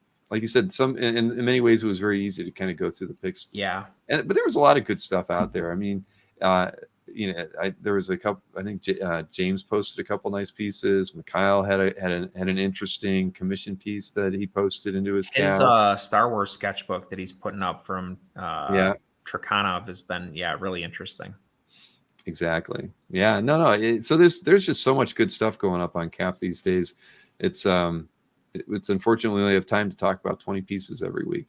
But I should say, you know, again, remember everybody, it's always important to leave comments on people's, CAF galleries. I mean, Marcus, we know is a machine when he does it, but when you see something you like, comments go a long way to encouraging people to post more artwork. I mean, it's kind of like the lifeblood of the site that encourages everybody to just keep continuing to post more. And so I can't, and everybody knows, I almost never leave comments, so it's kind of I'm kind of an ingrate for asking everybody else to do that. but please do. You're not Oprah asking for money for Maui. That's true. It's better than that. I'm not giving you a car and you a car and you a car either. But hey, so good night. It was a lot of fun. I appreciate it. I won't be so dressed up. This shirt really looks funky on the screen. I don't think I'm going to be wearing that again. It's almost. I don't know if I've ever seen you in a collared shirt. I know. Well, I was concerned when I went into the thing today that everybody was going to be a little more dressed up and I was going to be the one dressed down, but I kind of caught them, 3 hours before the show. So they were all still in t-shirts and a lot less. So, this won't happen too often. Although at OAX, Maureen's told me, I'm like, can I just wear a t-shirt? And she already told me I can't wear a t-shirt at OAX. I actually have to semi-look the part. I will not wear no sport coat, no nothing like that, but I will probably have something like this on. All right, man. Well, thank you as always, Chris. And I apologize for putting Chuck Arnold in the mailing now 2 weeks in a row. I don't know how I've overlooked it by mentioning no big deal. If he's getting more clicks, then I'm happy for Chuck. Well, Chuck needs the clicks every now and again. He does. But, all right, Chris. Well, you have a wonderful weekend. We'll you too do it again next week. Thanks, everybody. All right. So what a good show, right? We got to talk to Wolvie Fan about some of the stuff he's going to be doing at OAX. I got some wonderful gifts from Alex Garcia. I can't thank Alex enough for the drawings and gosh, 2 t-shirts that are worth another quick look again. Look at that. Look at this thing. This should be like the OA Expo t-shirt, right?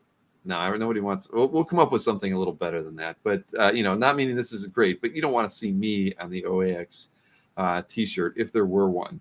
But Alex, wonderful concept. I'm going to be wearing that one soon. And again, the Cyclops shirt, which I could tease one thing for you. Marcus saw this, and Marcus approved of it. Let's see. See, Marcus approved. He did. We've got some memes that we're going to be doing probably in the next few weeks, but look what I bought. I got myself a Cyclops visor just for you guys, because those memes that with Cyclops will literally write themselves. So can't wait to work on those. We've already, Maureen and I wrote out 4 or 5 just fun, just quick memes with Cyclops in them. So there you have it. And Marcus, if you have any funny ideas that you'd like to contribute to potential memes that Cyclops could do during Dueling Dealers, you're more than welcome to send them my way. Needs to be, you guys, and that, I don't want to run afoul of MegaCon, so can you do Cyclops blasts in Premiere? I think I can, Chuck. I definitely can. That was one of the there was something I wanted to do specifically with that, but yeah, you can do it in Premiere. I'm sure you can do it a lot easier in After Effects. And one of these days, I promise you are going to sit down with me and show me how to use After Effects properly. But yeah, got these. I picked up the more Man About Town Ruby. Where the heck did those go? I don't even know. Anyway. Plenty of stuff that we got going on here. So, all right, calling it a night. You know where I'm going to be on Saturday afternoon at 2:00. I'll have Amanda Connor on with me. We'll be checking out Art for Sale. We'll be talking with her for a little bit about her career and anything that she wants to talk about, because it is Amanda Connor, and she is one heck of a awesome artist, and I've always loved her work. I can't promise that we'll have any pro art with us during that show, but you never know. Expect an email to go out tomorrow that will tease some of the artworks. I haven't got them yet, but Jimmy did tell me I was going to have all the artwork for sale tonight sometime. At any rate, look for an email tomorrow with some teaser material for what we'll have on Saturday. And Rich Danny says he'll be at Jeff Sting's place.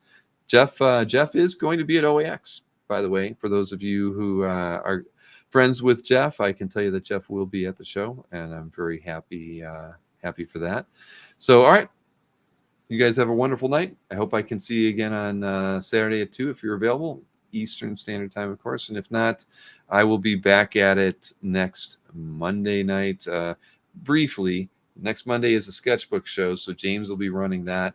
But I'll probably pop in at the beginning of that show, and then we have the Heritage Preview with Joe and Nadia next Tuesday. Have a good night.